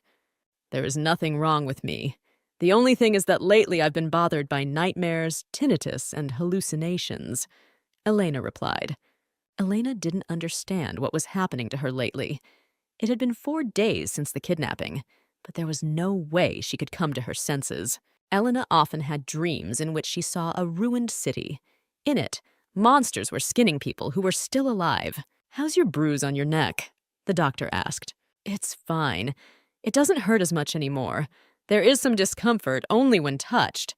The ointment you prescribed helped me, Elena replied. After lunch, her husband came to Elena's house. He brought her some peaches. For the last few days, Kaiwin had been bringing her fruit and cutting it into small slices. Elena enjoyed watching the Duke wield the knife. What kind of fruit will you bring me tomorrow? Elena asked. I don't know, I haven't thought about it yet, admitted the Duke. The next day, Ben revealed that Incan's body was missing. That day, Incan was struck by the Duke's sword and died instantly. He was punished without trial. The body was removed from the duchy. Opinion was divided on what to do with him. 2 days ago, it was decided to send the body to Vanson for trial. Even though Incan was already dead, he was given the punishment of beheading. The Duke was allowed to officially reveal all of Incan's sins in great detail. Yesterday morning, the carriage with Incan's body and the witness traveled to the imperial castle. It is said that that is where the body went missing. There is an eyewitness who said that he personally saw the body disappear, narrated Ben. According to the eyewitness, the body suddenly melted and disappeared before his eyes.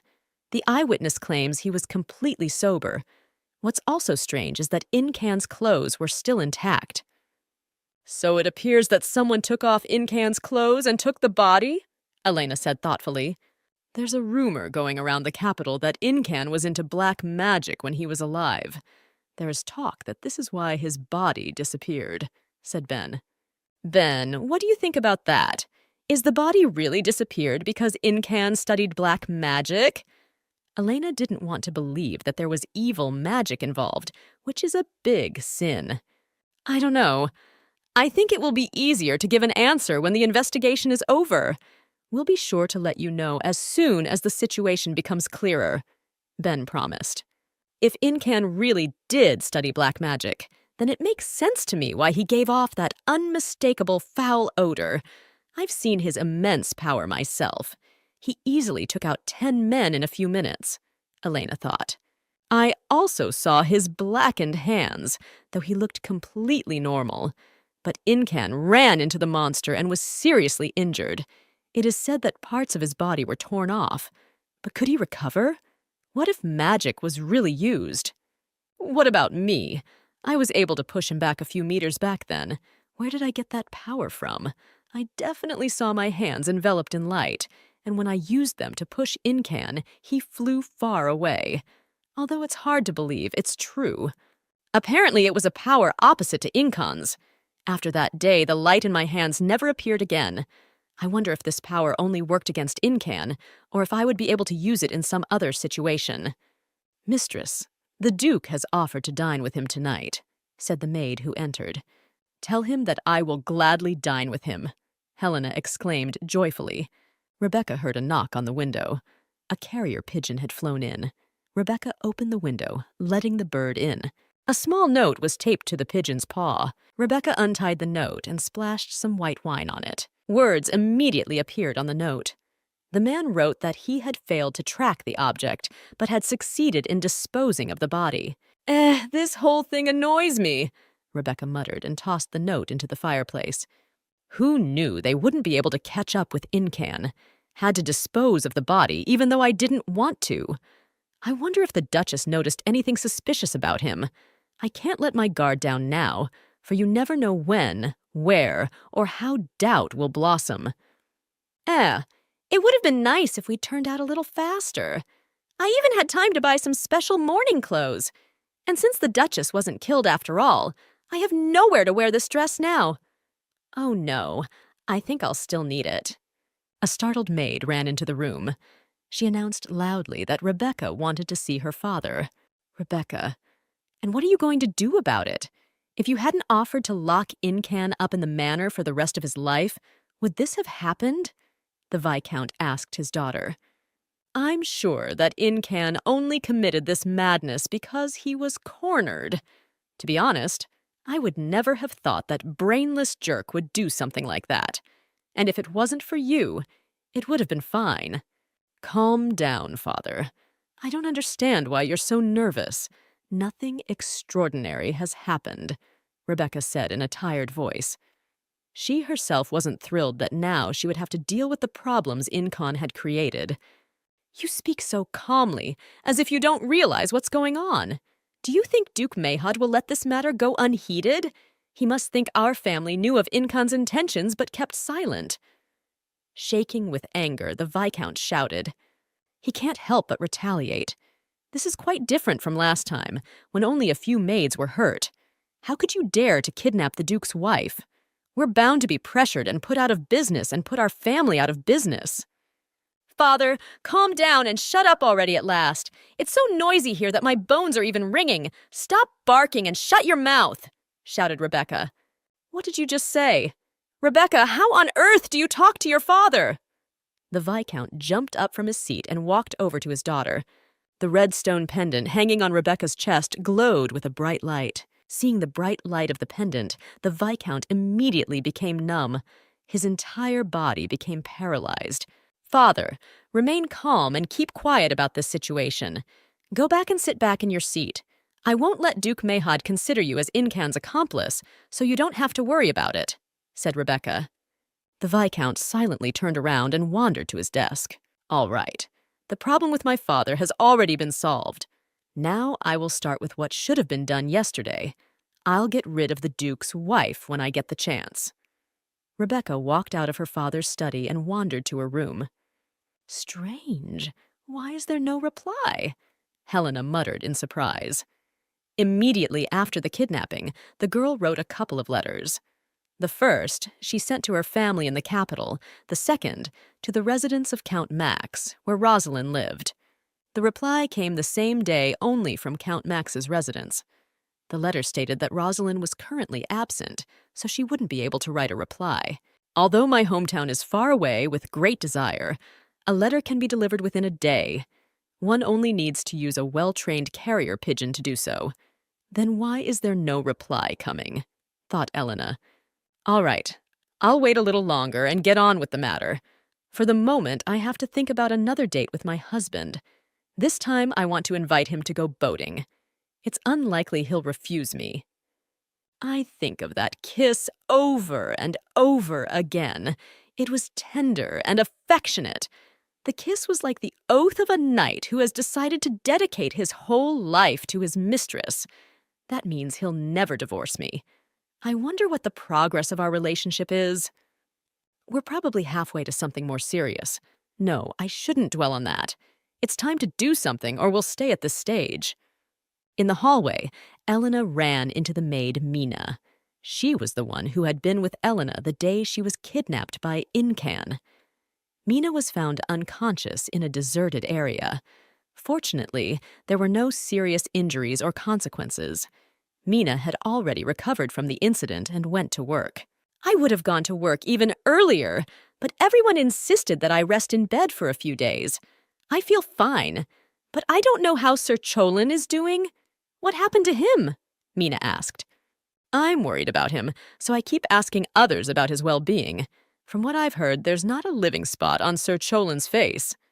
Helena asked Knights Thomas and Mark to tell her in detail what had happened to Cholin. We swear to you that we are not to blame for what happened. It happened so unexpectedly that even we went into a stupor. We couldn't stop him. The knights exclaimed, falling to their knees before Elena. Cholin has a mild temperament. He's a quiet man who won't get into a fight for no reason. Cholin can be called a strong knight. He belongs to the elite that participated in the monster sweep 8 years ago. We knew that someone beat him up, but he won't tell us who did it. Some say that he beat up his own face. "And how could he beat himself up?" asked Elena in a surprised voice. "Elena, is something wrong? You look extremely upset today," noted Kaiwin. "I found out the reason why Cholin's face is broken. Ben told me that the entire time I was unconscious, Cholin was kneeling in front of my chambers. I have absolutely no idea why I didn't guess that he might feel guilty," Elena replied. "Kaiwin, how should I handle this situation? If I tell him that it's not his fault what happened, will he stop berating himself?" "It would be better if you come up with a punishment for him," Kaiwin replied. "Punishment? But it's not like I think he's guilty. Why would I want to punish him?" asked the girl. "You're the one who doesn't think he's guilty, and he has a completely different opinion on the matter. If you punish him, you will thus give him an opportunity to pay for his mistake. That way, he'll come to his senses sooner," explained the Duke. Kaiwin held out apple slices carved in the shape of rabbits to his consort. "Duke, since when did you start liking rabbits?" Helena asked in a flirtatious voice. "I've always liked them, and now I like them even more," Kaiwin admitted. Elena called Cholin over to her. His face was truly in a terrible state. It even seemed to the girl that more wounds had risen overnight. "Sir Cholin, can you guess why I called you over?" Elena asked in a stern voice. She was doing as her husband advised her. "You called me to punish me for my disrespectful behavior," replied Cholin. "You went out with me as my escort a few days ago and failed in your duty. Do you agree with that?" asked Elena. "Yes, I agree with that," mumbled Cholin. "Then take responsibility for that incident and accept the punishment. You will be my personal escort for 6 months, but without pay. Consider yourself a volunteer from now on," said Elena. "Every time I leave the estate, you will have to accompany me unconditionally, and you have no choice. You know very well yourself that punishment is not chosen by the one who receives it." Elena saw tears streaming down the knight's cheeks. She really wanted to hug him and comfort him, but had to force herself to refrain. Kaichwin had advised her to be tougher on Cholin. "Thank you, madam, for giving me another chance. Even though I'm not good enough, but still you gave me this opportunity. I promise to protect you even at the cost of my own life. I won't let you get hurt once more." That day, Colin himself suggested that the Duchess go out into the city. He did so to keep up with the other knights. Mark and Thomas often bragged about accompanying the Duchess on her travels. Cholin also wanted to be the Duchess's escort. After what had happened, Cholin was constantly tormented by guilt. If he hadn't suggested that the Duchess leave the house, then nothing would have happened. While beating himself up, Cholin would punch himself in the face with his fist. When he felt the pain, he felt better. Cholin avoided the Duchess, as seeing the scarf around her neck would make him feel guilty again. He knew that the silk scarf hid the bruises left by Incan. A few hours later, Ben reported to Helena that the Marjong family's butler had died unexpectedly. It was rumored to be a suicide. It was also learned that Incan had been secretly studying black magic. His sister Rebecca found out about it a few years ago. After that, the girl began to be persecuted by the followers of black magic. Rebecca kept silent because she was afraid that if the truth became known to the public, the family's honor would be tarnished. After her brother's death, Rebecca revealed all the insults and threats against her. That same day, the butler hanged himself in his room. So the speculation that Incan studied black magic is no longer speculation, but an established fact, said Elena. Among Incan's belongings, an old book on black magic was found, which can't be obtained in the usual way. Also, after a black magician dies, his body disappears without a trace, narrated the butler. What about Senior Viscount Marjong, Incan's father? Asked Elena. Says his son's affairs have nothing to do with the family. He promised to apologize to the duchy. He also sent a formal request to the palace to erase the name of Incan from the family genealogy, replied Ben. Ah, by the way, madam, I have something to tell you about the free medicines mentioned earlier. The trial run date for the medicines has been pushed back a few days earlier than planned. And it's all thanks to Anna, who played a big part in saving you. On that day, she demanded to personally give the earring to the Duke. As we later learned, she was afraid that if she told anyone else about it, it would interfere with your release. The next day, Elena decided to meet with the head of the Black Tower. "I feel fine, thanks for asking. You, on the other hand, don't look so good," Elena remarked. "It's been a lot of work lately, so I haven't been getting much sleep," Kidrian admitted. "I invited you over to my place to thank you for putting a tracking spell on my earrings," said Elena. "Come on, it's just an improvised magical engraving, and not a perfect one either. If it were an official artifact, it would be much more useful." Kidrian called for a box of magical artifacts. These magical artifacts contain the magic of movement, communication, and defense against attacks. They are designed to respond only to the voice of the first wearer. They can be used immediately by simply saying a certain word. I will provide you with a guide to the keywords and similar effects for each artifact. Please learn my instruction. Head of the Black Magic Tower, I want to confess to you that I recently learned some rather curious information. As it turns out, you are known for your lousy temper. So why are you acting so innocent with me? Why do you do everything I ask of you?" asked Elena. "Are you doing all this just because of my husband? Are you guilty of something in front of him? You don't really care if I get hurt or not. You're more worried about what my husband will worry about if something happens to me." "Why do you think that? Why don't you allow the thought that I like you? Why can't I do something nice just for you?" Kidrian asked. The Duchess's words stumped him. "Do you think I'm a fool? Not a good judge of character? I realize perfectly well that I have absolutely no interest in you as a woman. I think you've gotten too involved in your friendship with my husband," Elena replied. "I was told that you and my husband were originally priests. Kaywin told me that you met by chance and quickly became close friends. Now, however, I see that you are showing an overly devoted friendship towards him. Tell me why you are acting this way towards my husband. I know there's something fishy going on." "The Duke helped me leave the priesthood once," Kidrian admitted. "There's likely to be some sad story coming up. Do I want to hear it? Maybe I shouldn't dig into someone else's past. I don't want to rub his sore wounds. Even though I'm very curious, it's best not to ask too many questions." Elena thought to herself. "Okay, I get it. My husband is your benefactor. Since he is, your loyalty makes sense. Thank you for bringing me the artifacts. I will definitely find a good use for them, for they could save my life," said Elena. "Because you're sleep-deprived, you don't look good. So when you get back to the tower, be sure to heat it up. And before you go, I want to ask you something. Do you know anything about black magic?" "You want to know something specific?" Kidrian clarified. "I'm wondering how to recognize a witch doctor. Do they emanate some sort of foul odor?" asked Elena. "About the foul odor? I don't know anything. As far as I know, such information has never been confirmed. However, it is very, even likely. Some kinds of black magic can be learned only by being near a corpse." Kidrian answered after a bit of thought. "Preferably, the corpse should have been lying around for more than 15 days.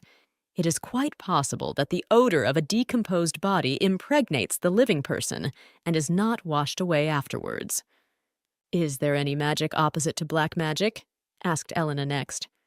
"I have yet to hear of a magic that can defeat black magic. They are two different powers, and they work in completely different ways. Also, there is no such thing as completely white magic," Kidrian replied. During dinner, Kaywin noted that his consort was in a good mood. "You know that the head of the Tower of Mages came to see me today. He brought me many useful artifacts. I am happy that I unexpectedly received such a wonderful gift. What a good man Kidrian is, after all," Elena exclaimed. "So you're rejoicing that some man gave you a gift?" mumbled the Duke. The next morning, Elena received a mountain of all sorts of gifts from her spouse. In the evening, Elena suggested that her husband take a walk through the night garden. She found it extremely romantic. Recently, when Elena was near her husband, she felt a rapid heartbeat, but the girl did not understand what this was due to. Why was she starting to react to him like that? Hey, Heart, why are you pounding like that? Maybe it's just because of the darkness? Elena thought to herself and pressed her hand tightly to her chest. And why did you suddenly decide to take a walk in the garden at night? Have you become tormented by insomnia? Asked the Duke to his spouse.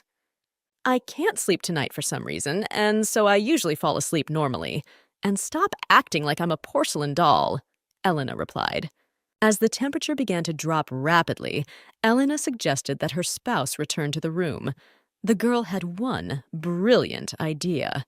As a child, when I whined that I couldn't sleep, my nanny would tell me stories. But since I'm an adult now, I don't want to hear fairy tales. I want to listen to you. Tell me something about yourself that I don't know, asked Helena. I would love to hear about your victories over monsters. Tell me about the battles you've been in. The Duke began to tell about how 8 years ago he went to fight monsters. There were several hundred of them. It took months to chase them off the lands of the duchy. Listening to her husband's lulling voice, Elena fell fast asleep. Sir, you called for me? Asked Ben with a bow. As for the major purchase I mentioned yesterday, I wish it would go much faster. No matter how much more we have to spend. Also, look in the maid's room and tell them not to wake the Duchess today. Kywin replied. Entering the Duchess's room, Ben told her that she had guests arriving. Stepping out into the courtyard, Elena saw her maid Mary. With a joyful shout, Mary threw herself into Helena's arms. I came to pick you up personally to take you home, grumbled Elena's brother. You show up at my door unannounced and claim you intend to take me back to my parents' home? What does all this mean? Elena asked her brother. When we read your letter, we conferred and decided that for your own safety, it would be best to take you home. After a few days of deliberation, Father agreed as well. So let's go home. Go pack your bags, Edward ordered. If I understand this correctly, you're insisting that I dissolve my marriage and come home for good? Don't be ridiculous. I have no intention of coming home. I'm safer here than I am at home, Elena replied. What are you talking about, Elena? You were almost kidnapped. What kind of safety are we talking about now? Edward exclaimed. Do you even know where the criminal who tried to kidnap me is from?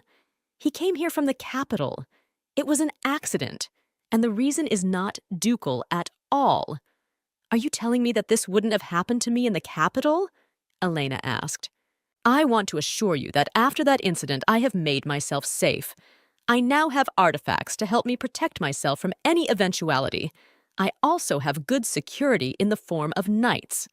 They are very loyal and have great skills. Edward, I know you are worried about me. Thank you for that. Also, thank you for coming here for me. I am extremely surprised at that and very grateful. However, as I'm sure you've already seen, your worry is unnecessary and unwarranted. I will not return home as I see no need to do so. I will assign you and Mary a room each so that you may rest after your journey. But you can't guarantee to anyone that what happened will never happen again, Edward exclaimed. And do you know which store is the safest in the world? It's that store where valuable merchandise has been stolen. That's why there's no place better than this estate. Everything is here to guarantee my safety, Elena replied. Still, I don't consider this place safe.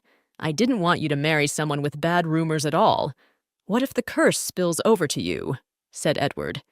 How can you say that? You're my brother. You're supposed to trust me, shouted Elena in an irritated voice. And there you are. I heard we had some important guests over, so I stopped by to say hello. I hope I'm not disturbing you, said the Duke, who entered. You don't have to trouble yourself too much. These guests are already going home tomorrow, said Elena and smiled sweetly at her husband. It's been a long time, Sir Edward, said Kywin and extended his hand for a handshake. This is our first meeting since we got married, murmured Edward and shook the Duke's hand. Lady, how have you lived all this time without me? Mary asked Helena. I don't even know what to tell you. All in all, it's been fine. And how are you yourself? Asked Elena. Don't even ask that. I had a really hard time without you guys for the first time. Thank goodness my boyfriend Millen comforted me, replied Mary. Edward walked over to Elena and suggested that she discuss a couple of things. "You've been obnoxious since you were a little girl. Surprisingly, with such a nasty temper, you weren't greedy at all. You never once asked for anything or threw a tantrum. There were no whims," said Edward. "I never thought you'd think that about me," admitted Elena. "A few months ago, you insisted on something zealously for the first time in your life. You gave absolutely no thought to the consequences and even lied to your family. You told us you were head over heels in love with Duke Mayhad, but that's a lie, isn't it? Why did you marry him?" "Helena, you and I are not strangers. Do you think I don't realize when you are deceiving? Yes, we gave you our consent to this marriage, but after your letter, we began to regret it greatly." "I tell you again, what happened has nothing to do with the Duke," grumbled Helena. "And I will no longer insist that you return home, but I beg you to at least see your father and reassure him. Tell him everything you've told me. He is very worried about you," said Edward. Elena decided to use the magical circle of movement to travel to the capital. "See what kind of friend my husband has? And after this, you keep insisting that it's not safe here?" Elena asked her brother. "He will transport us to the capital in a heartbeat. Not every mage is capable of that," boasted the girl. It was Kywin who had insisted that his consort go home and reassure her father. The Duke was afraid that the Earl would hate him if he didn't let Elena go home. Kywin wanted to look good in the eyes of Elena's family. "I'll be back soon, so don't pine much without me," yelled Elena to her husband. "I'll be waiting for you," Kywin promised. Elena walked over to her husband and kissed him on the cheek. She would only be gone for a few days, but she was already beginning to long for him. The girl was used to Kywin being by her side all the time. Elena's sister was glad to see her again. The servants were also happy to see Elena back. "Elena, are you here already? You came quickly after all," said the Count, seeing his daughter on the threshold of his study. "Remember when you were a child, you used to love to stand by the fireplace," mumbled the Count. "I was constantly freezing, so I tried to stay as close to the fire as possible. I keep wrapping myself in warm clothes, even now," said Elena. "You are very much like your mother in that. You both love warmth. When I look at you, I often think of her. Maybe that's why I've always tried to patronize you. Elena, do you remember what I told you at the wedding? You can come home whenever you want." "Yes, I remember that," mumbled Elena. The girl didn't understand what her father was getting at. He was a little strange today. "I wanted to remind you that it will always be like this. Don't think about the situation or others. Let your heart tell you what to do. Remember, we are always waiting for you with open arms," the Count went on to say. "We care for you very much and wish you nothing but happiness. Whatever happens, we are always there to help you and support you." "Yes, Papa, I know that," whispered Elena. Bitter tears flowed down the girl's cheeks. The girl had already forgotten how good it felt to be home after all. She was among people who loved her, next to the fireplace, crackling lullingly. Maybe her father was right. She should go back. Elena was glad that she finally had a chance to sit at the same table with her relatives again. During dinner, the girl didn't notice how she drank several glasses of wine. "You've had enough wine." Edward snatched the glass from his sister's hands. To refresh her head, Elena stepped out into the garden. Edward followed her out. "And how do you like my husband? Just tell me the truth. You realize he's a good man, don't you?" Elena asked her brother. "You yourself bragged that you see through people, that you have such a talent. That's why you're competing with your sister for the inheritance." Edward recalled his interactions with Duke Mayhad, his sister's husband. "And I still wonder why you didn't throw me out of your house. After all, I came here uninvited and have not shown you proper respect. That much is obvious. Why do you continue to be nice to me?" Edward asked Kywin. "You've already heard the rumors about me, right? Whether they are true or not, I don't know what others really think of me. And you don't know what kind of person I am. If you believe the rumors, why did you come here in the first place?" Kywin inquired. "I have noticed that you are even afraid to shake my hand, for you believe in the curse. However, you still do not leave my house. Of course, my respect for you is primarily due to the fact that you are related to my consort. I haven't had much contact with your husband, but I would like to point out that he seemed like a pretty good man," Edward said to his sister. "It's all quiet for the moment, so I think it's safe to go to bed now," Kidrian thought to himself. Suddenly, Kidrian heard someone calling his name. Looking up, he saw Elena's older sister, Liliana. "Kidrian, handsome boy, come up to me or I will come down myself," said the girl. "And why did you call for me? If you want to talk, I'm listening to you," said Kidrian, entering the girl's room. "You know that my sister recently got married, right? Out she went. But just why? She won't tell me the real reason for her marriage. And I can see that Elena doesn't want to tell the truth, so I'm staying away from her," said the girl. "Everyone knows that this marriage is arranged. What's she not happy with?" Kidrian thought in surprise. "I absolutely don't understand why she would suddenly take on such a burden," the girl muttered. "I don't know the details, but I want to assure you that the Duchess seems happy at the Duke's castle. These two have recently met, but their relationship is progressing as if it was destined by fate," assured the girl Kidrian. "They have a wonderful rapport, and just having each other brings them deep happiness and fulfillment. It seems as if heaven had joined them together.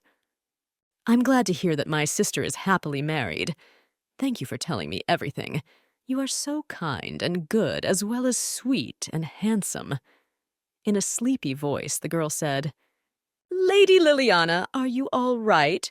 asked Kidrian, walking up to the girl. He could hear a strong odor of alcohol coming from her. "I don't know where her bedroom is, however. I can't leave her like this," mumbled Kidrian. Kidrian took the girl in his arms and went to find her bedroom. The next morning, Elena saw her older sister, all red with embarrassment, talking to the master of the Black Tower about something. "Kidrian, tell me what happened between you and my sister," asked Elena to the Black Tower master as soon as she had the chance. "Nothing happened. I just helped her last night. She decided to thank me for it this morning. The lady fell asleep in an inappropriate place last night, so I carried her to her bedroom after finding the maids," replied Kidrian. "I would like to remind you and your sister that wine is stronger than ordinary water. Yes, you are right. I did say I would take your burden if you returned, but all my words were lies, so I confess and repent," Miel exclaimed. "Thank you, Elena. Thanks to you, I was able to save my daughter," said the Marquis of Linden to his niece. "Thanks to my favorite uncle, I live a happy married life with a wonderful husband. It is I who should thank you for that," Elena replied. "Are you really happy there? Well, I'm glad to hear that. I was worried that it was hard for you to live away from home, but now I see you are happy with the way things have turned out," the Marquise said in surprise. "Of course I'm happy with how things turned out. However, why are you bringing it up again?" asked Elena. "Some time ago, I successfully dug up the first relic. You know that, thanks to the marriage contract, I was given a mine that holds different religions. I'm trying to make sense of this item, and for some reason I think it's a weapon," replied the Marquis. The Marquis offered his niece to look at the relic.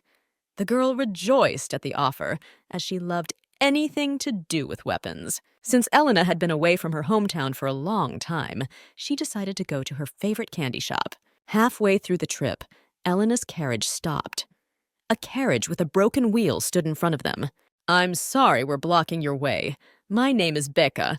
I serve the goddess Jorah," said Elena to the priest who approached. "Can you tell me how long it will take to repair your carriage?" asked the girl to the priest. "Fortunately, the wheel isn't broken, so it just needs to be put back in place. As you can see, we are only weak priests, and we are short on manpower," replied the priest. "Wouldn't it be easier to pull the carriage aside?" murmured Kidrian. Kidrian swung his arm, and a streak of Helena swept over the priest's carriage. "What is that?" the priest exclaimed in surprise. Walking through the estate in the evening, Elena ran into Kidrian. "I apologize for what happened this afternoon. I saw that you wanted to help the priest, but I did it my way anyway. And by the way, seeing the priests reminded me of your husband. Didn't he tell you how we met him?" Kidrian asked the girl. "I first approached your husband 7 years ago. I wanted to find proof that he was truly cursed. To tell you everything, I won't have to start from the beginning. When I was just a child, my parents disowned me. I was hungry, so I turned to the priests for help. They took me in and promised to make me their disciple. While still a teenager, I became a priest. Everything suited me except one thing. I often had to lie. I told people that God would heal them, but it wasn't really true. Sometimes we had no power to help people. The senior priests always told me that my job was to give people hope. When I refused to do that, I was locked in the basement. I was given no food or water. Wait, you mean to tell me that's what's going on in the temple? And people still continue to believe and pray? Elena asked in a surprised voice. Not everyone who came to the temple with illnesses died. Sometimes people were miraculously healed, and the temple considered it their merit. 1 in 100 was cured, but it was enough to gather desperate people to the temple. Kidrian replied. When I met Kaiser, the status of the temple was no longer what it used to be. Since there were no natural disasters, people didn't see the need to bring donations. That priest on the road, Becca, suggested using Duke Maihad's son, Kaiwin. He wanted to perform a ritual that would turn rumor into fact and help drive the demon out of the country. I was ordered to find proof that the Duke's son was indeed cursed. If I didn't find proof, I was ordered to create the evidence myself. At that time, Kaiwin was barely 20 years old. He lived alone, had recently received a title. I felt sorry for him. As soon as I first saw Kaiwin, I thought the stain everyone calls the demon mark had better go to me. I realized what kind of life I was living. Putting on the priest's robes just made me a puppet. I really wondered why people were showing such interest in the birthmark on Kaiwin's face. It was most likely all because of his bloodline and status. No one would care about a birthmark on an orphan's face. I was struck by Kaiwin's insight. Looking at me, he immediately realized that I knew how to use magic, but was careful to hide it. If the priests found out, they would definitely give me no peace. The first time we met, Kaiwin asked me why I didn't want to give up the ministry, since it would solve a lot of my problems. I did want to do it, but to do so I needed to have my name taken off the list in the high priest's room, which is located inside the temple. The priests refused to do it, and I couldn't get in there myself. Sometime later, Kaiwin brought me the list. I don't know how he did it, but people were saying he nearly tore up half the temple. He attacked the temple alone and took out all the knights. He even broke the first priest's barrier. The priests hid this from the public because it would have become known to everyone that they used me and Kaiwin for their own purposes. As long as we kept quiet, the priests could have avoided a lot of trouble. After a while, I became the apprentice of the old man who was the master of the Black Tower at the time. Exactly 1 year later, that position was taken over by me. I often wonder what would have happened to me if Kaiwin hadn't brought me the list. I probably would have either lost my mind or run away. Thank you for your story. A lot of things make more sense to me now. Now let's go to bed because we have somewhere to go tomorrow, said Elena. The next day, Elena decided to go to the temple. Elena demanded the priest to give her an account of the donations that the temple had received from her family. Quickly bring me all the ledger records and reports, Elena ordered the priests. Is that why you brought me here? Why are you doing this? Asked Kidrian to the girl. Because if I do nothing now, I will fall in my own eyes, replied Elena. Who would have thought that the Duchess we met yesterday would show up at our temple today? Said Becca with a welcoming smile. I have come here to return every donation my family has ever given. Give me every last coin, demanded Elena. And may I know the reason you have decided to do this? We cannot return donations unless there is a good reason. For your information, emotions and personal problems are not among the good reasons, replied the priest. Did you really make that decision after listening to only one person? Before I give a reason, tell me what you think of the incident that happened 7 years ago. I'm talking about the attempt to stigmatize my husband by fabricating evidence for the sake of the temple's prosperity, said Elena. Nothing like that ever happened. We do not deny that we tried to find out about your husband's curse. It turned out to be true. He was cursed by the devil. And yes, the temple tried to hide that fact, replied Becca. Of course, we recognize that we used methods that are somewhat unusual in the process. We have made a few mistakes, causing a public outcry, but our goal was quite different. We are afraid that the curse will affect someone else. And we never slandered your husband. You saw the stain on his face yourself. Have you ever heard that mark is like an ancient demonic pattern? Those patterns are completely different, Elena exclaimed. The slight differences don't matter. You will agree that the symbols are similar. It's quite obvious. Duke Mayhud is cursed. Or do you have evidence to the contrary? The priest asked in a snide voice. Elena tossed the book she had brought with her onto the priest's desk. Do you see the mark? It was carved into the body at the sacrifice to the ancient devil. There is a similar pattern at the bottom of the column to the right of the temple entrance, said Elena. The girl opened the book to the right page and showed the priest the sign. Something similar is indeed there, but it is not the same. And if you get closer and compare, you will notice that these signs have different angles, objected the priest. So you admit that small differences do make a difference after all? Asked Elena. Kidrian, your magic is incredible after all. That big bag of money felt like a feather. What a pleasure it was for me to see their twisted faces. Helena exclaimed happily, clutching the bag of money tightly to her. And how did you know that the temple column had a similar pattern to the one in the book about demonic cults? Kidrian asked. Don't think I didn't crawl on my knees at the temple, scrutinizing every curl.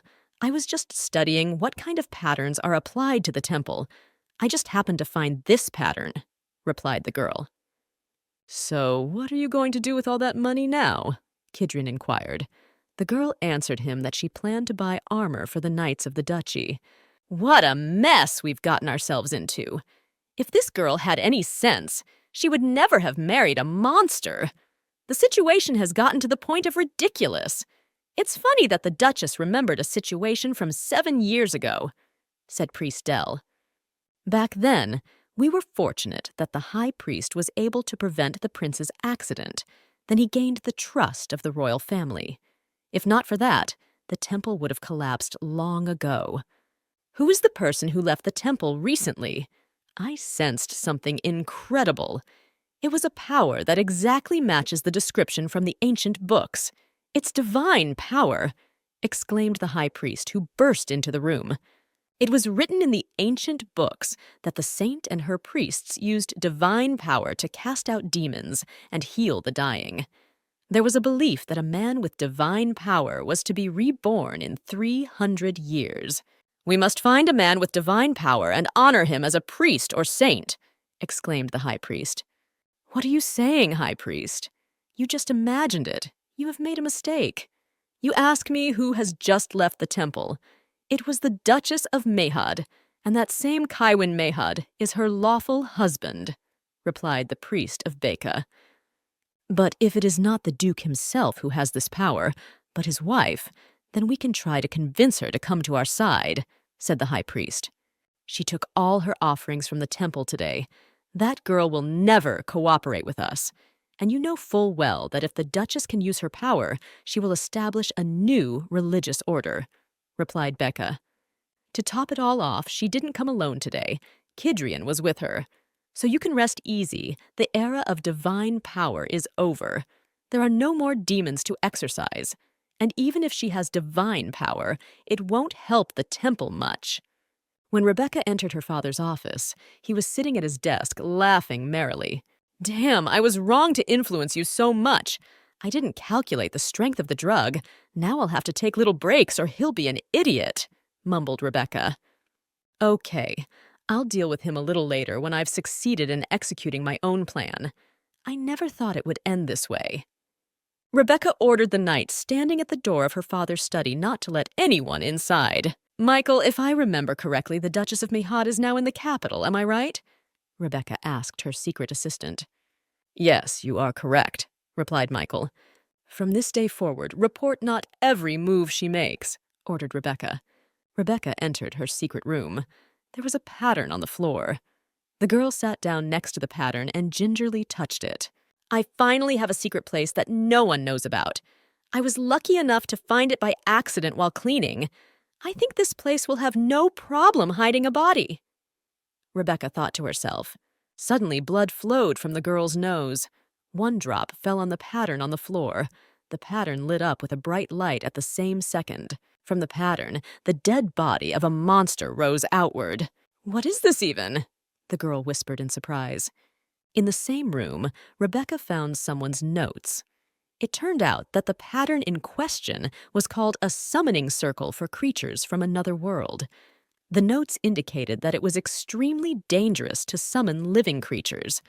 A dead creature could be used for their own purposes. The next day, Rebecca decided to try the creature's blood on one of her subordinates. She wondered what kind of power the person who drank the monster's blood would have. Rebecca knew that something similar had been used by her brother Incan.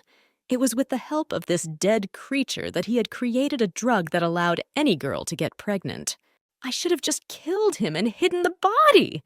Why did he just run away from me? But there's nothing I can do about it.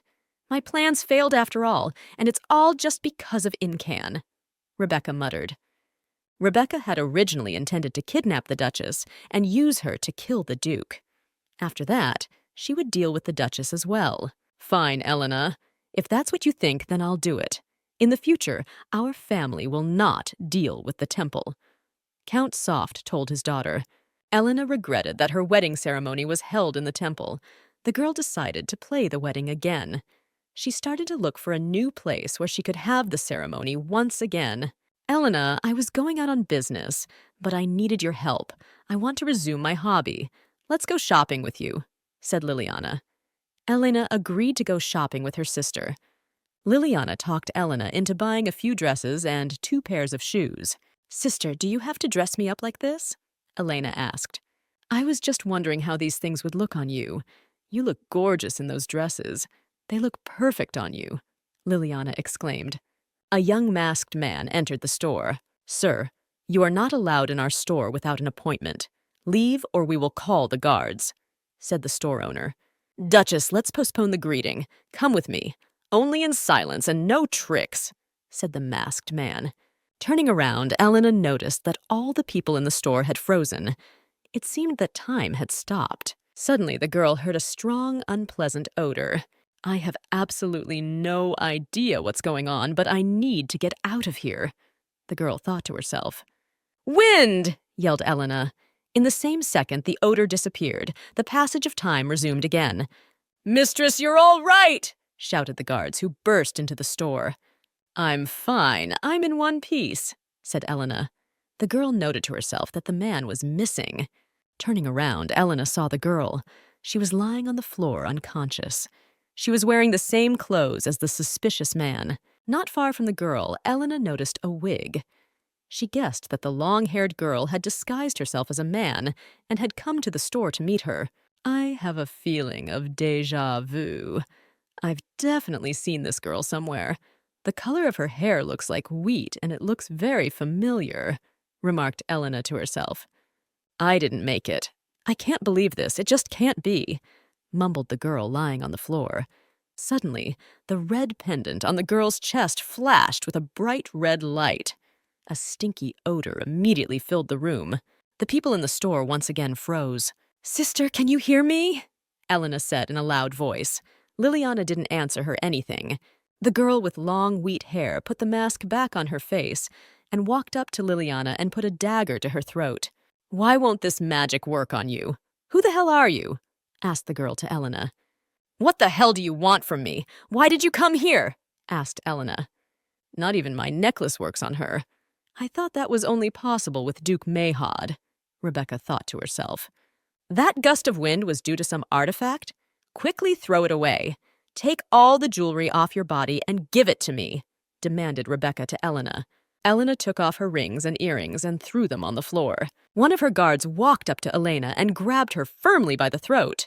Sir Max, what are you doing now? Let me go, Yelena wheezed. Elena noted to herself that even though Max was holding her by the throat quite firmly, She could still feel the trembling in his hands. "Sir Max, follow my order. Let me go now," whispered Elena, gathering the rest of her strength into a fist. Everything swam in front of her eyes. She was short of breath. Hearing the order, Max immediately let go of Elena. The girl fell exhaustedly to the floor. "Are you really dead?" asked Rebecca, who had approached. "You won't!" screamed Elena and knocked the dagger out of Rebecca's hands. "Get out of here!" exclaimed Elena and tried to hit Rebecca. The latter managed to dodge. Elena ordered her guards to grab Rebecca. Thomas came to his senses and drew his sword. When Rebecca noticed this, she immediately called Michael for help. Michael attacked Thomas. There was a clang of metal. With a kick of his foot, Michael pushed Thomas back against the wall. "Michael, since we have not been able to sort this out quietly, kill them all. Get rid of everyone but the main target. We need her alive," Rebecca ordered. Cholin motioned for Elena to hide. "Elena, honey, are you okay?" asked Liliana, who ran up to the girl. "Go away!" shouted Max. "I can't just leave. I have to help them right away. I have to use the artifact." Elena thought to herself. Cholin grabbed Michael's legs, preventing him from moving. With a swing of his sword, Michael wounded Cholin. Suddenly, a man in a long black cloak burst into the store. "Kaiwin!" astonished Elena asked. Following Kaiwin, Edward and Kidrian entered. With a swing of his sword, Kaiwin rushed at Michael. Kaiwin knocked the sword out of Michael's hands. Michael pulled a dagger from his sleeve and threw it at Helena. Running to his consort, Kaiwin knocked the dagger aside. Michael picked up Rebecca in his arms and rushed to the window. "Are you all right?" Kaiwin asked his spouse. "And how did you end up here?" Elena inquired in a surprised voice. "First we'll go back home and then we'll talk," said Kaiwin, taking his spouse in his arms. When Elena opened her eyes, she saw Edward's worried face beside her. "Where am I? Is this my room?" Elena asked Edward. Kaiwin approached and handed the girl a glass of water. "If I understand the situation correctly now, I fainted in the store, didn't I?" Helena asked her husband. The Duke nodded silently. "Not only did you faint, but you spent half a day unconscious. Do you know how worried we were about you?" Edward exclaimed. "I was unconscious for half a day?" Helena interjected. The girl glanced out the window. It was deep night outside the window. "Indeed, I was unconscious for half a day. When I came to the atelier, it was the beginning of the day. But why did I lose consciousness, and even that much? This has never happened to me before," thought Elena. "And what about the woman? Did you catch her? That woman had a mask on her face and long golden hair down to her waist," said Elena to her husband. "We couldn't catch up with her," said Edward. "It seems she was injured, judging by the traces of blood at the scene. And yes, she managed to escape. The Knights are currently searching for her based on the word portrait," replied Kaiwin to his spouse. "There was a lot of blood on the floor. She won't be able to get far," exclaimed Edward. "I think that masked girl was Rebecca Marjong," said Elena. "You think so because of the color of her hair?" asked Kaiwin. "Yes. She had a dull, faded hair color, and she also gave off the same foul smell as Incan," Elena replied. "What's the other news? What kind of odor? How long ago did you start sniffing people?" Edward wondered. "This is about something completely different right now. You know what I'm thinking about? Could Rebecca have been trained in the same black magic as her brother? And we still don't know who the man she ran off with is," mumbled Elena. "In any case, we've already sent people to the Marjong family, and all the traces left by the girl are being thoroughly checked right now," said Elena to her husband. "Wait, I remembered. The perpetrator was wearing a pendant with a big bright red stone," exclaimed Elena. "Are you talking about that pendant now?" Edward put the pendant that Rebecca was wearing into his sister's hand. However, the stone had disappeared from it. Edward explained that as soon as the pendant was removed from the girl, the stone immediately crumbled into powder. Not even into powder, but more like, say, coarse pollen. "I collected it. We sent one half to the Black Tower and the other half to the Royal Mages. Liliana has already managed to find out something," said Edward.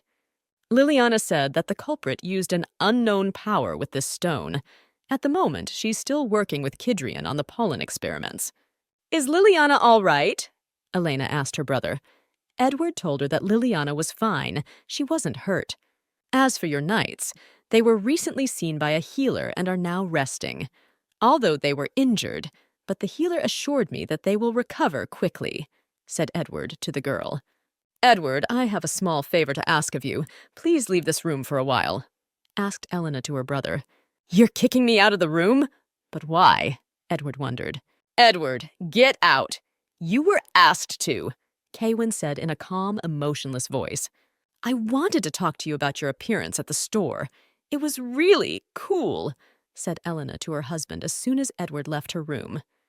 I want to point out that I always enjoy watching you, but the store was awesome. Maybe I thought it was because of the dangerous environment. It was like you were glowing. Thanks for saving me. I'm sorry about that. I shouldn't have let you go alone to the capital, said the Duke in a sad voice. But after all, you didn't let me go alone. I had my knights and the master of the Black Tower by my side. Why do you blame yourself? Elena asked. Look, don't think about it and don't take too much on yourself. What happened is not your fault. You, on the contrary, saved me. Elena rose to her full height on the bed. You didn't know I was going to be attacked, did you? If you had been aware of it, would you have let me go to the capital? You think you're able to foresee all situations like this? You don't need to worry about it. If I see you blaming yourself for what happened, I'll come to your room every night. The girl threatened. Well then, I should be extremely careful, mumbled Kaywin. So, while I was changing in the fitting room, you decided to drag my husband in there? Was that your grand plan? Did you come up with it on your own, or did someone suggest it to you? Elena asked her in-laws. I thought you'd like it, replied Liliana. After breakfast, Elena went to see the knights. They were gaining strength in the infirmary. Although they were all wounded, they were feeling quite invigorated. The knights were glad that the mistress had decided to visit them. Thank you all for helping me. Sir Cholin especially showed himself. He was quite brave in stopping the criminal by hooking his hands firmly into his legs. That was very cool, said Elena. But our strength wasn't enough. You were hurt, exclaimed the knights. Don't think about useless things, but rather focus on your recovery, replied Elena. You're coming around pretty quickly. In just a few days, you'll be able to do the things you're used to, said Elena to her attending physician. It's still great that my health is getting better. Yes, and the knights are ready to get back to their work. The only thing that worries me is that my husband has to leave the county. He has to go home. Elena thought to herself. Elena decided to return to the duchy with her husband. Liliana asked her sister to visit her as often as possible. Be careful on the road, asked Elena from her father. Kidrian used his magic to transport everyone to the duchy. Elena was surprised to see servants running out to meet her. Even though I left where my family lives, I still feel like I've come home, Elena thought to herself. Liliana, do you think our sister's going to be okay? Edward asked. Of course. How could she not? Replied Liliana. I still can't believe she got married. It all happened too suddenly, mumbled Edward. Suddenly, Edward saw a carriage pull up. Andidon stepped out of it. Edward ran out of the house to meet Andidon. It's been a long time, Edward. How have you been? I wanted to surprise you. I hope I did well, said Andidon. Yes, it worked out for you. Honestly, I didn't expect to see you at all, exclaimed Edward, hugging Andidon. I came to see all of you. I was told that Elena came to see you. Is she still here? Asked Andidon. No, she has already returned home with her husband, replied Edward. She got married? But to whom? Surprised Andidon. My little sister married the Duke of Mayhod a few months ago. She returned to the duchy this afternoon, narrated Edward. To be honest, I'm disappointed. I thought your father would do things differently. Why did he do this? Is it all about the money? Andidon asked. No, you've got it all wrong. That's not what happened in this situation, exclaimed Edward, but Andidon didn't want to listen to him. He decided to go back home. Rebecca still hasn't shown up at the mansions or the estate. Also, she hasn't been seen at the academy or where her brother Incan lived, Ben reported. Keep searching until you find her, or her body, Kaiwin ordered. 2 weeks later, after arriving home, Elena decided to get busy preparing for the new wedding ceremony. First, we need to organize and decorate the banquet hall. Then I'll take care of the dress. Mistress, look who's here at the palace! Mary shouted in a joyful voice. Elena couldn't fully believe that her old friend Endidan was sitting at the table in front of her. You know, I often think back to our childhood. Since you couldn't pronounce my name, you used to call me Andy. To be honest, it really annoyed me since no one else called me that but you. Duke, isn't it funny to be called by a shortened name? Asked Endidan to Kaiwin. It's very similar to my consort, answered Kaiwin. Duke, did you know that sometimes Elena can be very cruel? She most likely hides that from you very successfully. Also, Elena doesn't like to do embroidery. Only once did she get out an animal on a handkerchief and gave it to her father. And what did you set up at the dinner table? Helena asked Endindin when they were alone together. Why are you speaking so rudely to me? Your words really hurt me, Endidan exclaimed. In all these years you have not written me a line, and now you come here and make me look bad. Why are you acting like this? Elena asked. I was just showing off. I wanted to show the Duke that I know a lot about you since I've spent a lot of time with you. I still don't understand why you married him. Are you happily married? Asked the girl Endidan. Yes, I am very happily married, replied Elena. You know, and I have decided to stay here for a while. I want to see for myself that you're doing well and you're actually happily married. Somehow it seems to me that you're pretending to be happy so as not to upset your family, said Endidan. How could a timid boy turn into this brazen dandy? Elena thought to herself in surprise. She couldn't sleep for a long time. Thoughts of Endidan kept her awake. How well do you know the future Marquis of Kale? Kaiwin asked her spouse. Our families were very close, so we often went to visit each other. After my mother's death, the friendship weakened a bit. Endidan used to be a timid and fearful boy. I took care of him as my own brother. Elena replied, Since Andy was a weak child, his parents, wanting to cure their son, traveled abroad. I don't know exactly where, they didn't say. I never saw him again after that. I'm glad he came back healthy. Helena, can I hug you now? Kaiwin asked. Yes, of course, exclaimed the blushing girl. Kaiwin's words were a big surprise to her. Kaiwin put his arm around his spouse and held her tightly against him. If you think about it that way, this is the first time he's hugged me in bed. He's quite strong and his chest is firm. I'd really love to stroke him, but I'm afraid to scare him off with my actions.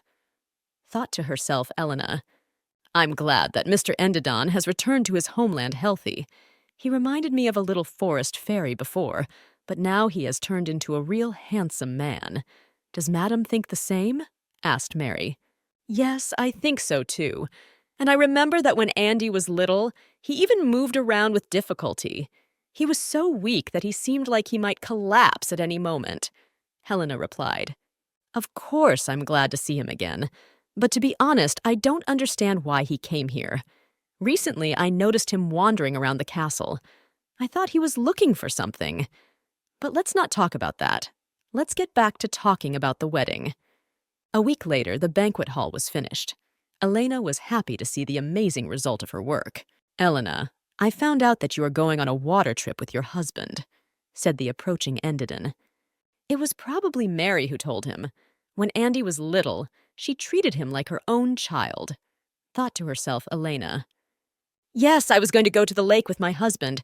I want to talk to him about something, said Elena. I want to go to the lake with you too. I won't get in the boat. I'll walk on the shore. I won't bother you. On the contrary, I'll help you. I know that you are secretly preparing a new wedding ceremony from your husband, and on the lake, you want to propose to him. Elena, you're wondering where I've been disappearing all these 5 years, aren't you? What does that have to do with the fact that you're going to help me propose? The girl asked. She had absolutely no idea what her childhood friend was getting at. Let's go for a walk and I'll tell you all about it, Endidan suggested. And if you mess it up, I'll make sure you never see me again. With a doomed sigh, Elena said, "Don't worry. The most important thing to me is your happiness," said Endidan to the girl. Endidan asked Elena that she should come with her husband to the lake after dusk falls. He promised to give the girl a surprise. "Kaywin, look at how beautiful the water is," Elena exclaimed. Kaywin and Elena climbed into the prearranged boat. Suddenly, small glowing lights began to fall from the sky straight into the water. Elena guessed that it was arranged by Endidan. "Kaywin, these are enchanted flowers that will never wither. Please marry me again. I want you to live with me forever in both sorrow and joy," Elena exclaimed, holding out white roses to her husband. "I agree to live together with you forever," said Kaywin, taking the flowers from the girl's hands. The next day, Elena decided to ask her mate where he had been missing for the past 5 years. "Remember when we used to climb a tree as kids, thinking that way we could see the moon better? You were the only one who got punished after that," said Endidan. "Ever since I was a child, I thought you and I would be betrothed. I'm grateful to you for a lot of things. You have always supported me and motivated me to keep going. From a young age, I admired you. I always wanted to be as strong as you. To become strong, I had to go to the Kroll Kingdom. There, they not only taught philosophy, but also helped my body become stronger. Usually, marriages are usually arranged by people in close proximity. I thought that compared to some unknown man whose face you've never seen, I could be a good husband for you. But you chose another. Well, I respect your decision. I won't interfere with your relationship with your husband. In the beginning, I thought this marriage was made against your will, but then I looked into it and saw that you were truly happy. And as for those lights over the water, in the past 5 years, I have learned to control the spirits of nature." An unusual animal with 2 pairs of wings appeared next to Endidan. "This is a wind spirit. His name is Sylphie. He was the one who helped me control those lights yesterday. I can also contact the spirits of water, fire, and earth. I'll send Sylphie to you occasionally with a message. Be sure to let me know if you have any difficulties. Since I saw that things are going well in your life, I have decided to return home. I won't bother you with my presence anymore," said Endidan to the girl. Elena asked him to stay for the wedding ceremony. "Now you are to sail in the same boat, both for better and for worse. Fulfill your duties. Live caring for each other, in love and harmony." In a loud voice, Ben proclaimed, "Why is he so nervous, since this isn't our first wedding? When I first met him, he was wearing a mask. Now it's different. His face is open. I can read his emotions." Elena thought to herself, "Now seal your bond with a vow kiss," said Ben. Elena looked at her husband in surprise. Kaywin stood as if dipped in water. The manager's words surprised him as well. Gaining courage, Kaywin turned to his wife and gently touched her chin. Then Kaywin leaned towards Elena and kissed her on the lips. "Rosalind, thank you so much for being by my side today," said Elena to her friend. "I just happened to drop by to visit you, and you dragged me to your wedding. If I had known about the celebration, I would have brought my husband along too," replied Rosalind to the girl. "By the way, tell me what's going on in your county," asked Helena. "You remember Lady Malaise, whom you met in my house, don't you? Well, she broke off her engagement. Turns out her fiancé already had a sweetheart. Lady Malaya cried for days on end," Rosalind told me. "The problem turned out to be that Lady Malay was head over heels in love with the guy. She even told me she didn't want to live anymore. Her ex-fiancé's name is Mark Obel." "It's a good thing you gave me his name. I will be extremely careful when I meet him," Elena exclaimed. After the wedding ceremony, Endidan presented Elena with a gift of his own. He gave the girl a map that marked the place where the relic was hidden. It was a holy sword. "Remember, this is secret and extremely important information. I decided to give you this sword since I had the chance to attend your wedding. I think it's a good gift for you. You don't like bling." "According to the map, the sword is in Morgan County. Are we allowed to dig there?" Elena asked. "I think we might be able to get permission. I'm pretty sure that Earl Morgan wouldn't want that sword for nothing. I know him. He is an extremely generous man, said Andadon. Andy, your gift is marvelous, Helena exclaimed happily. Already 2 days after the wedding, Elena went in search of the sword. It's a little early for a sacred sword to appear after all. This blade will belong to someone, but not to me. I saw it in a dream. If people had this holy sword on their hands, then why were they so helpless? Thought to herself Elena. The girl remembered the old woman's words, that the power of the sword would last through the child she gave birth to. In the future she had seen, no one had been able to awaken this power. Elena was to give birth to a warrior who would save the world. Elena, I'm interested in 2 things right now.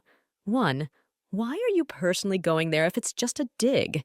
And 2, why do I have to be a part of it too? Andadon asked the girl. The answer to the first question is simple. The sword in question is very important to me. The answer to the second question is that you are a highly skilled worker, replied Elena. The girl would have loved to take the master of the Black Tower with her as well, but he was busy at the moment. Welcome, and a pleasure to meet you, Duke and Duchess Mayhad, as well as the future Marquis of Kale, the Earl of Morgan exclaimed. And is it true that you are allowing us to dig up the holy sword? Asked Elena to the Earl. Yes, of course. You can start the excavation as early as tomorrow morning, replied the Count to the girl. Early in the morning, coming out of her room, Elena heard a commotion. There were excited maids scurrying down the corridor. Crown Prince Barths has arrived. Kneel down and greet him with all courtesy, shouted one of the knights loudly. I have come here because I heard the news that a holy sword has been found, announced the Crown Prince. You told me that this was secret and extremely important information, hissed Elena angrily. Andadon pointed out that this important information could have been accidentally leaked. It wasn't his fault. Elena knew that many nobles thought Prince Barths was an incompetent idiot with no abilities, only a nasty temper. The girl was sure that they would not be able to come to an agreement with him, but it was still worth a try. Your Highness, my name is Elena Mayhad. We have seen you several times at various receptions. We also came here because of the Holy Sword, and I would like to point out that we were the first to arrive. We've already received permission to split from Earl Morgan, so we have priority. What kind of nonsense is that? The Holy Sword must be kept in the palace, so we'll dig it up. It's stipulated by common sense. One should keep relics near the ruler. I think that this logic should not be written in the laws. It is clear enough, replied the prince. But you shouldn't force us to give you the Holy Sword either, exclaimed Elena. Duke Mayhad, the right to excavate the Holy Sword is a priority right of the royal court. Don't you think so? Prince Barthas decided to enlist the Duke's support. No, I don't think so.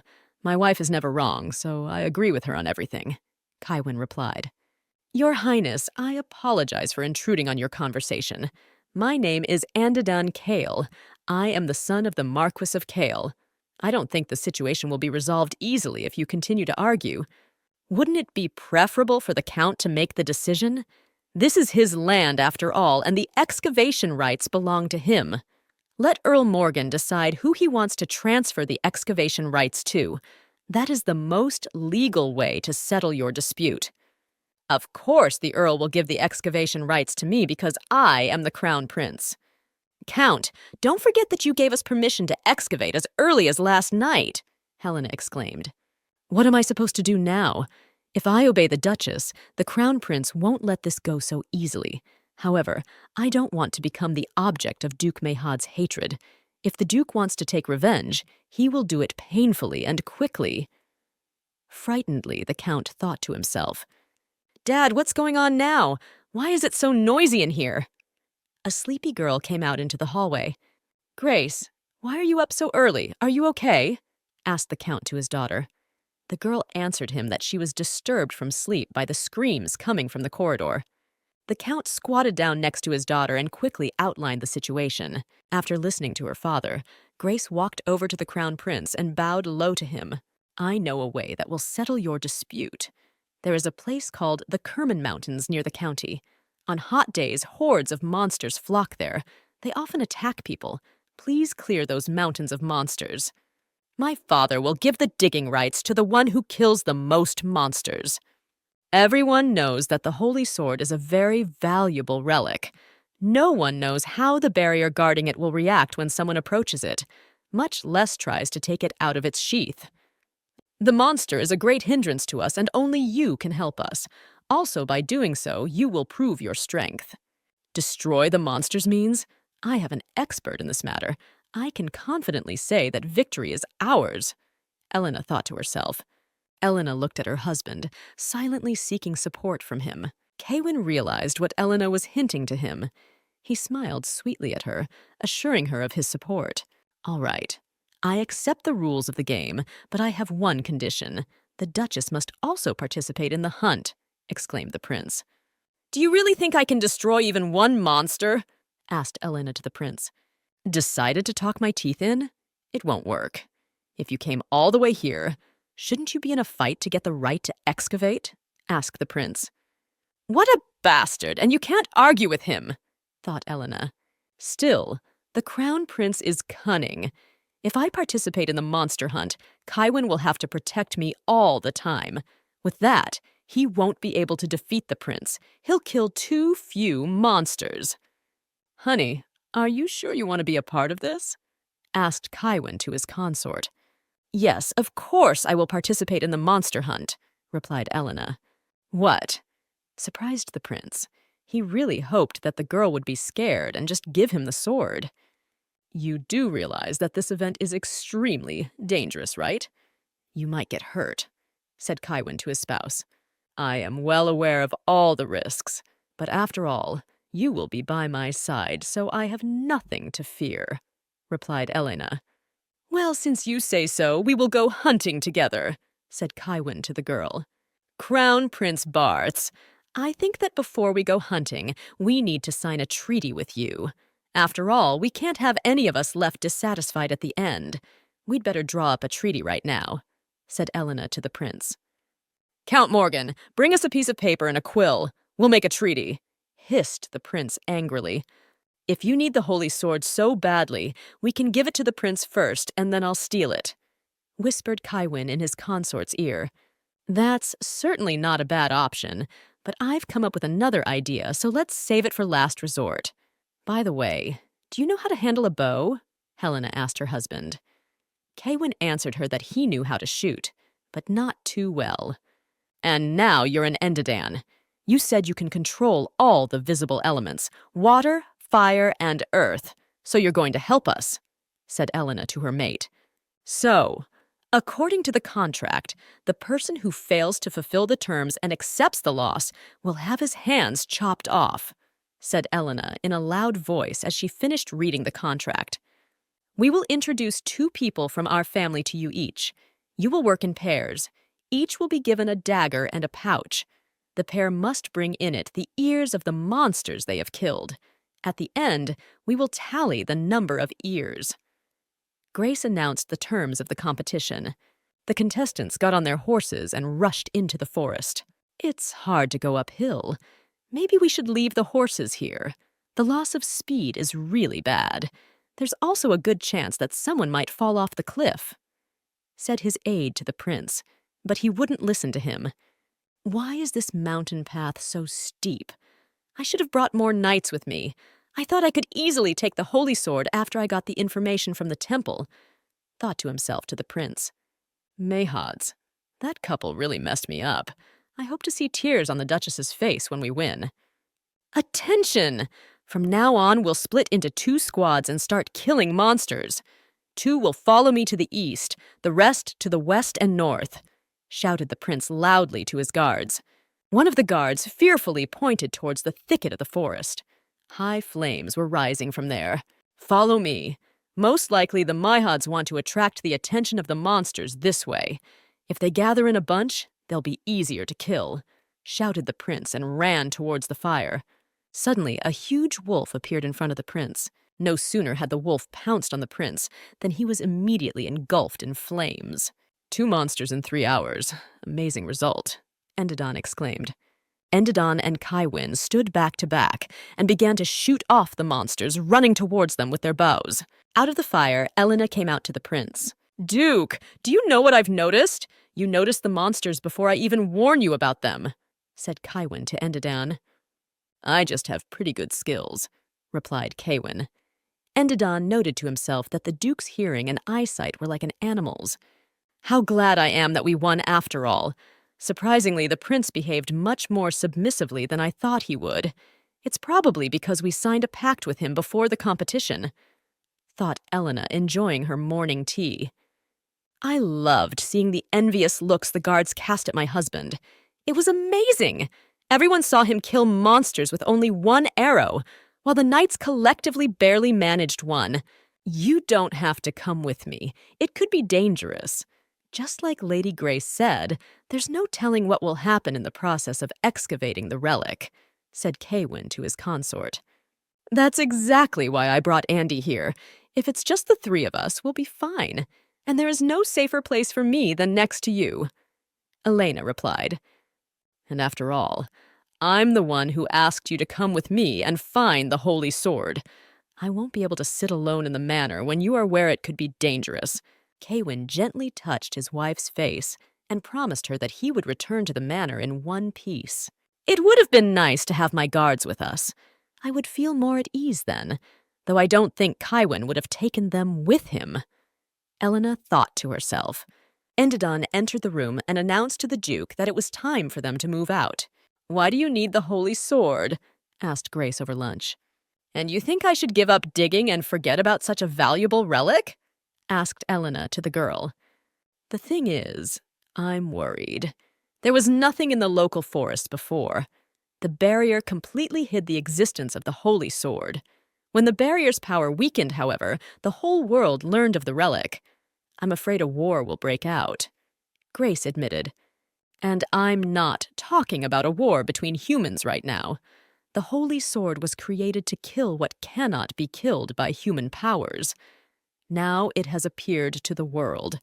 What if it's a warning that a war is about to break out where humans will be powerless? It is for this reason that I am not happy about the appearance of the sword." What an amazing insight! I never thought a foolish prince and such a bright girl could live in the same kingdom. It's a terrific balance. Elena thought to herself.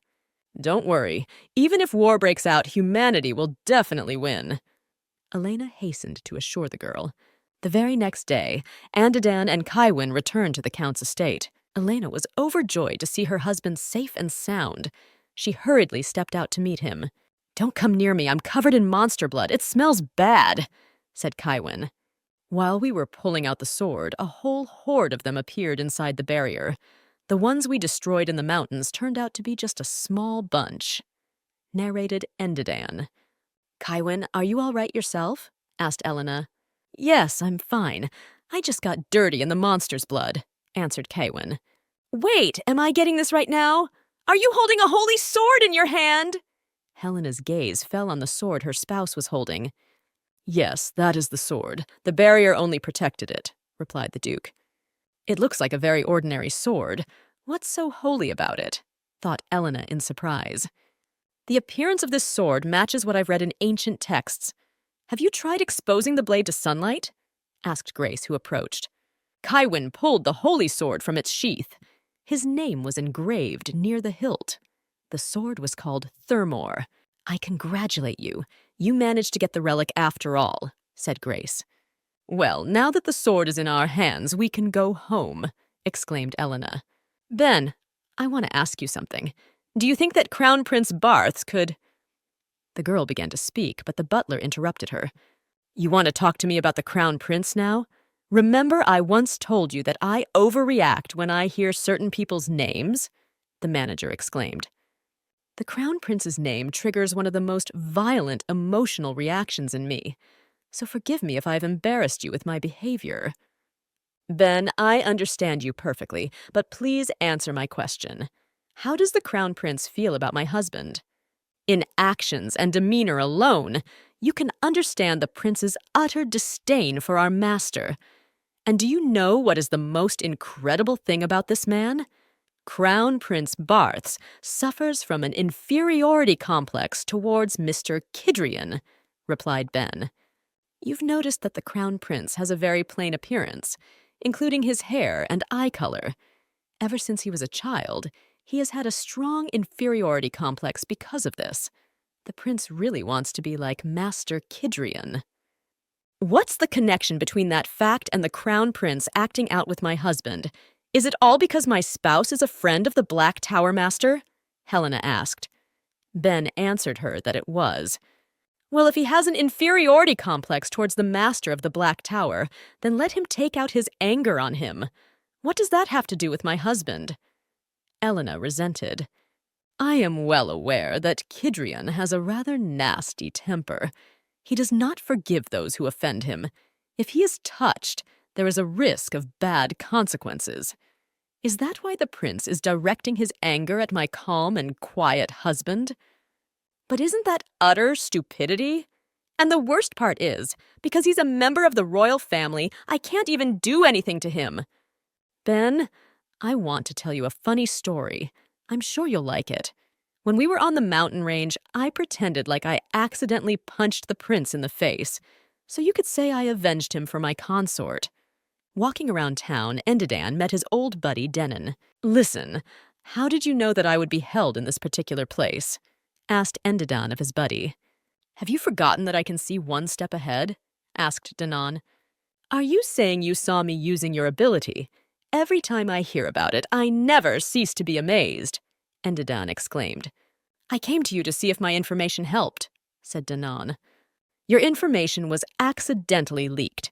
The Crown Prince found out about it and started interfering with us. Most likely there was a rat in your entourage, replied Endidan. I heard that you're going to go to war against the settlers from another country. Are you serious about doing that? It's dangerous, isn't it? I have to do it. If I accomplish the feat, the royal family will let me change palaces. And by the way, I ended Denon Tressis's life. I'm going to live the rest of my life as Denon Millister. I agree with you. You have suffered greatly through your father's fault. Each of my allies in the Tower of Trials have had their own problems and circumstances, but somehow, out of all of them, you are the only one I support, said Endidan to his mate. It would be great if I had a sister. Then I would marry her off to you, provided, of course, that you come home safely from this war. In your eyes, I'm that promising of a fiancé? That's not a bad compliment, said Denon and laughed out loud. Thanks to the records, Elena knew that the Holy Sword had never left the hands of the Empire's founder, Prometheus I, which was about 1,000 years ago. With the help of this sword, he had driven out an evil enemy that people could not defeat. Your Lordship, I've come to tell you that very soon you will need to go on another mop-up mission, said Ben, entering the Duke's office. Has it been that long already? I hear you. I'll make preparations, replied Kywin. Madam, the Duke and his knights have already completed their preparations for departure. You do remember that today is the day that the Duke takes over the Advanced Annihilation Unit, right? Will you come out to see him off? Asked Mary. Please take care of yourself, asked Elena to her husband. The girl decided to herself that as soon as he returned home from the expedition, she would tell him the whole truth. I'll be home quickly, so don't worry, Kegwin promised. The Duke, along with his knights, set out every 3 months to sweep the surrounding areas of the Duchy of the Monsters that gathered there. Recently, Kywin had noticed that his consort had become distant from him. This was extremely disturbing to the Duke. He absolutely could not understand what the problem was. It seemed that the girl was worried about something, but she did not want to talk about it. Suddenly, a monster appeared behind Kywin and viciously roared and attacked him. With one swing of his sword, the Duke dispatched the monster. Look at that! He killed the monster in no time and didn't even break a sweat. How could such a harmless monster be a threat to our Duke? The knights exclaimed. I wonder when the rift in our relationship occurred. Could it have happened on the mountain range? Unlikely. We had a good relationship there. Maybe I didn't pay enough attention to her? I was focused on destroying monsters. Kaiwin continued to think to himself. But if monsters aren't the problem, then what is? I wouldn't care if someone else avoided me, but not my wife. Attention, squad. When we're done mopping up, we'll stop by the hotel and get ourselves and our clothes cleaned up before returning to the manor, shouted Kaiwin to his knights. Why all of a sudden? We've never done this before, exclaimed the knights in surprise. And why did I just shut myself in? I'm sure he misunderstood everything. I know I made a mistake. I haven't been myself lately. I really want to protect this world, to keep a good relationship with Kaiwin, so a lot of fears have come up. Thought Elena. It would be great if I could transmit my thoughts directly into Kaiwin's head. Then I wouldn't have to express my thoughts in words. And how would I tell him everything? Will he believe the old woman and my dream? How ashamed I am now in front of him for my behavior. I should have behaved as I did before. Then I wouldn't have had such problems in my life. When he comes back, I'll tell it like it is. No more hiding the true reasons for my marriage. I wonder when he will come home. How long will I have to wait for him? Madam, the Marquis Morco is here to visit you, said the maid who entered. Do you mean to say that the same Marquis, the picture-crazed wanderer, has arrived? Clarified Helena. Every nobleman was aware of the fact that the Marquis Morco is ready to buy up absolutely all paintings. He doesn't spare any money on them. Yes, it is he who has arrived. Right now he's standing in front of the estate's gate, waiting for permission to enter. What are your orders? Asked Mary. Once upon a time, I was in contact with the Marquis. He's actually not a bad man, so you could listen to him and then send him to your home. Elena thought to herself. She asked Mary to show the Marquis into the drawing room. Duchess Mayhad, I hope you have not forgotten me. I would like to remind you that my name is Bokodo Morco. It's good to see you, Marquis Morco. Why have you come to my house? Asked Elena. Since the Marquis had the nickname Wanderer, it was clear from this that he did not stay in one place for long, but traveled all over the kingdom. It was rumored that the Marquis' possessions were ruled by his younger sister. I have come to see you to find out who painted this picture. The Marquis's assistant entered the living room carrying a painting covered with a white cloth. I was one of the last to acquire this painting. I was told it was only a copy. Do you know where the original is? The Marquis pulled the white cloth off the painting. Beneath the white cloth was a portrait of Kaiwin painted by Helena. Mary, I'll step into the workshop now and see if the painting the Marquis is talking about is there, Elena ordered. It seems you were unaware that there is a copy of your painting in the world. Noted the Marquis. Elena answered him that the portrait in question she had never taken out of the studio. The girl did not understand how a copy could have appeared. The man who sold you this painting said that its original is in the Duchy of Mayhad. Do I understand correctly? Elena clarified. Yes, it happened exactly as you said. I wanted to see the original, so I came to you, replied the Marquis. Didn't Bonna paint this picture? Clarified one of the maids to Helena. Are you now talking about that maid who quit recently? Asked Elena. Yes, you heard me correctly. Bonna always wanted to be an artist, she often told me so. I think she was the one who drew this copy. Bonna is a good painter. I've seen her paintings, replied the maid. Those paintings she showed me then are very similar in brushstrokes to this one. The manner of painting the hair is especially similar. That's right, I remember. Bonna asked me to entrust her with cleaning the workshop. It turns out she looked at the Kaiwin painting while cleaning, and after she left, she painted a copy and sold it. Elena guessed. There's a slight difference between her painting and mine, but where is it seen to paint a painting like that based only on memory? You seem to have had an uncut diamond in your duchy, exclaimed the Marquis. Yes, I agree with you, but I still can't understand why she sold the painting after painting it. There are more famous works in the estate, copies of which she could have sold for a greater sum. Elena said thoughtfully. Most likely she heard about me buying up portraits of beautiful people, and on top of that, the more prominent the person in the painting, the higher its price, said the Marquis. By the way, you came to see me to find out who painted the original, didn't you? And if it's no secret, "What are you looking for an artist for?" asked Elena to the Marquis. "To be frank, I want to meet the person from this portrait. It seemed to me that the artist of the original was definitely familiar with the model. That is the reason I came here to search for it," explained the Marquis. "And why do you want to know who is depicted in this portrait? What do you want with this person?" Elena inquired. "I'm a little embarrassed to say this, but I came for the purpose of marrying off my little sister," the Marquis admitted. "You can't do that," Yelena shouted. "Duchess, why are you reacting this way?" Marquis wondered. "And if I tell you that this painting is not a portrait, that is, it is an unreal person, but merely an image from fantasy, what then?" asked the girl.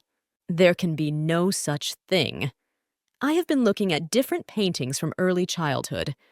I can assure you that though I am devoid of talent for drawing, I have a talent for observation. I am certain that the person depicted in this apartment is definitely real," exclaimed the Marquis. "As soon as I looked at that painting, I immediately realized that such a person cannot be imagined. It is a real person. I know exactly who is depicted in this painting. I will tell you his name, but you will have to give up the idea of marrying off your little sister. I want to warn you that this man is already married," said Elena. "I'll be honest. This news did not make me happy. If such a handsome man entered the marriage market, my little sister would definitely not let him out of her sight. My sister is picky, but she would like this man," replied the Marquis. "However, you will have to get used to the idea that the man in the painting already has a spouse," Elena exclaimed. "You know, I still want to see this man. I'll even agree to a second marriage. I want to offer this man better terms," said the Marquis. "You want, for the sake of your sister's happiness, to separate the peacefully living newlyweds and steal away a divorced man?" Helena asked in a surprised voice. "Are you coming out to say that this man got married just recently? Yes, it's quite a delicate situation, but I have prepared an offer for him that he won't be able to refuse," replied the Marquis. "And I want to assure you that if you facilitate our meeting with this handsome man, I will not be indebted to you." Screaming angrily, Helena shoved the insolent Marquis out the door of her house. The next day, the Duke returned home. "Elena, have you lost your appetite?" asked Kaiwin to his spouse. "I'm fine. I'm just brooding. Our cook cooks beautifully," replied Elena. "By the way, it is now that I have the opportunity to tell my husband everything. However, this is our first meal together in a long time. I don't want to spoil it. Besides, I can see that my husband is in a good mood today," the girl thought to herself. A maid came up to Elena and whispered something in her ear. "Is something wrong?" Kaiwin asked. He noticed that the maid's words made his spouse very angry. "Nothing of the sort. I have a guest coming to see me, so you need not worry," replied Elena. Elena asked Kaiwin to wait for her in the dining room and went out to the Marquis herself. "Stop coming here. The portrait is of my husband," Elena exclaimed. "I'm sorry. Am I getting this right now? Do you mean to say that that portrait depicts the Duke of Mayhad?" clarified the Marquis. "But that simply cannot be. Everyone knows that the Duke has an ugly birthmark on his face. Also, that handsome man in the portrait has the same pink eyes that you have. I thought that man was your brother. Well, since it was you who painted that portrait, why did you remove the birthmark from the Duke's face and change the color of his eyes?" "It's my painting, so I painted it the way I wanted it. Marquis, don't be discouraged. You can still find a handsome husband for your sister. And try not to come to my house again. And if you continue to insist on seeing my husband, I shall take offense at you." In the evening, Kaiwin did not come to his spouse's room. The girl guessed that he had begun to avoid her. Elena decided to act. She went in search of her husband. The girl found the Duke outside his room. "Don't you dare avoid me. I need to talk to you about something," said Elena to her husband. Elena took her spouse's hand and led the way. "Why are you avoiding me? Don't you dare tell me you're not. I want to hear you explain your behavior, and I'm not letting you go until you tell me the reason," said Elena, backing her spouse into a corner. "I'm being serious right now. If you want to spend the whole night with me like this, then keep quiet. The thing is, I've learned that I've become more pathetic to you than I thought. It's become hard for me to look you in the eye, that's all, Kaiwin admitted. Became pathetic? What are you talking about? What makes you think that? Helena wondered. You have no idea what I was thinking about today. I was thinking about wanting to appropriate something that doesn't belong to me. For a moment, I thought it would be nice to have you watching, talking, and smiling just for me. Kaiwin replied. Also, the thought popped into my head that it would be nice to remove all the people who get in my way of being around you. And why did that thought pop into your head? You probably saw me talking to the Marquis, didn't you? And you probably figured I've been avoiding you lately.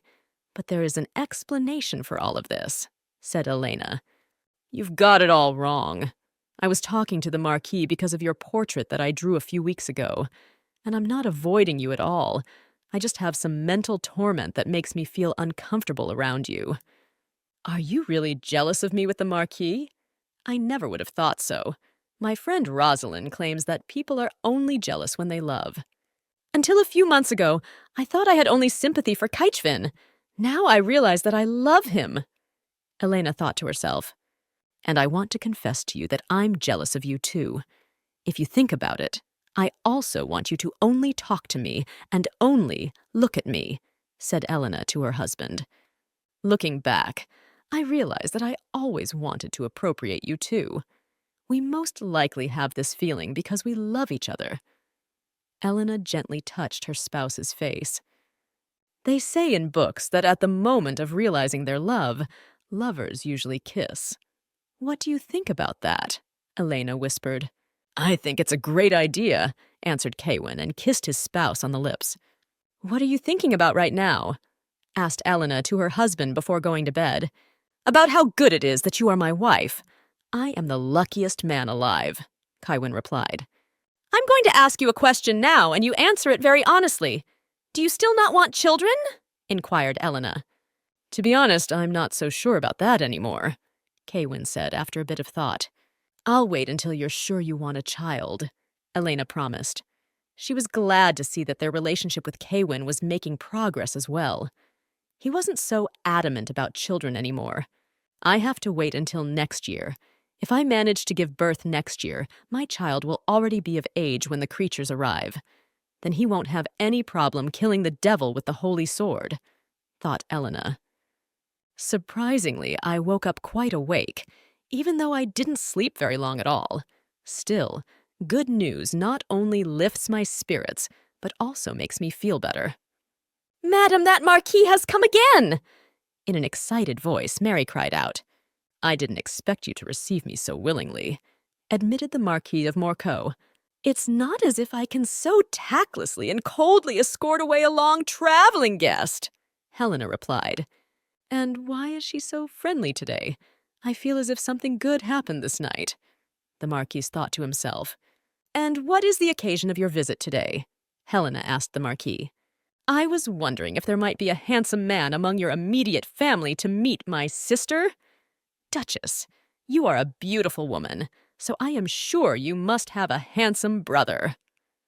I do not understand you. Why are you so insistent on handsome men? Helena was reluctant to introduce the Marquis's sister to her brother Edward. My sister has suffered because of me. I don't know if I can repay her for all she has done for me. For that reason, I want to marry her off to a handsome man and make her happy, the Marquis confessed. And what makes you think your sister will only be happy around a handsome man? You yourself know very well that marriage does not always bring happiness. Try talking to your sister. Maybe you can find a way to make her happy without marriage. After my bath, I feel fresh and rested. Now I feel like drinking some refreshing tea, mumbled a joyful Elena. Suddenly the girl heard someone's voice beside her. Turning around, she saw no one. Listen, you can hear me, can't you? And I'm asking you to come to me and get me out of here. I'm not a ghost. You can find me around the corner down the hall, whispered the voice. Following the voice's directions, Elena reached the duchy vault. Opening the doors, Elena stepped into the vault. "I'm here. Come here. Hurry up and take me in your arms." The voice whispered again. Elena guessed it was coming from the Holy Sword. When Elena opened her eyes, she saw her husband's worried face in front of her. The girl thought she had fainted, and the voice was just something she had heard. "Mistress, you are finally awake. We'll get a healer right away," Ben exclaimed. Frankly speaking, for someone who spent a whole week unconscious and woke up, this is an incredibly healthy state, said the healer after he finished his examination. "You mean I spent a whole week unconscious?" surprised Elena. "We were very frightened when we found you unconscious.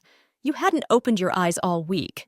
None of the healers we invited could give us a reason why you wouldn't regain consciousness," said Mary, hugging Elena tightly. "Were you worried about me much?" asked Elena to her husband. "Yes, I was worried, however I believed that you will wake up soon and be fine," replied Kaiwin to the girl. It was obvious from the look on his face that he had hardly slept at all during the week. "Quickly lie down next to me. You have dark circles appearing under your eyes. You should worry about your health," Elena exclaimed. The Duke obediently lay down on the bed next to his wife. After just a couple minutes, Kaiwin fell into a deep sleep. When Kaiwin awoke, Elena asked him to bring her the Holy Sword.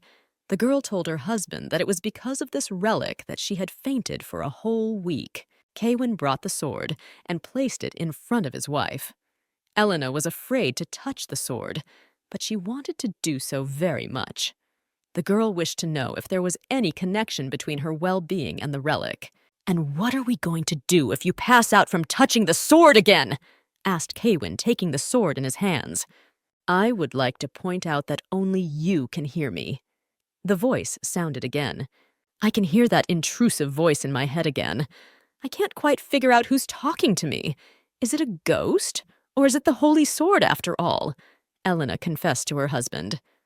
"It's not a ghost. It's a holy sword," Helena heard in her head. "And since when did you decide to communicate with me?" asked Elena to the sword. The girl began to guess that the sword's excessive talkativeness was hardly a good sign. Was it really time to act? And why did the sword decide to communicate with her specifically? Should she change the future?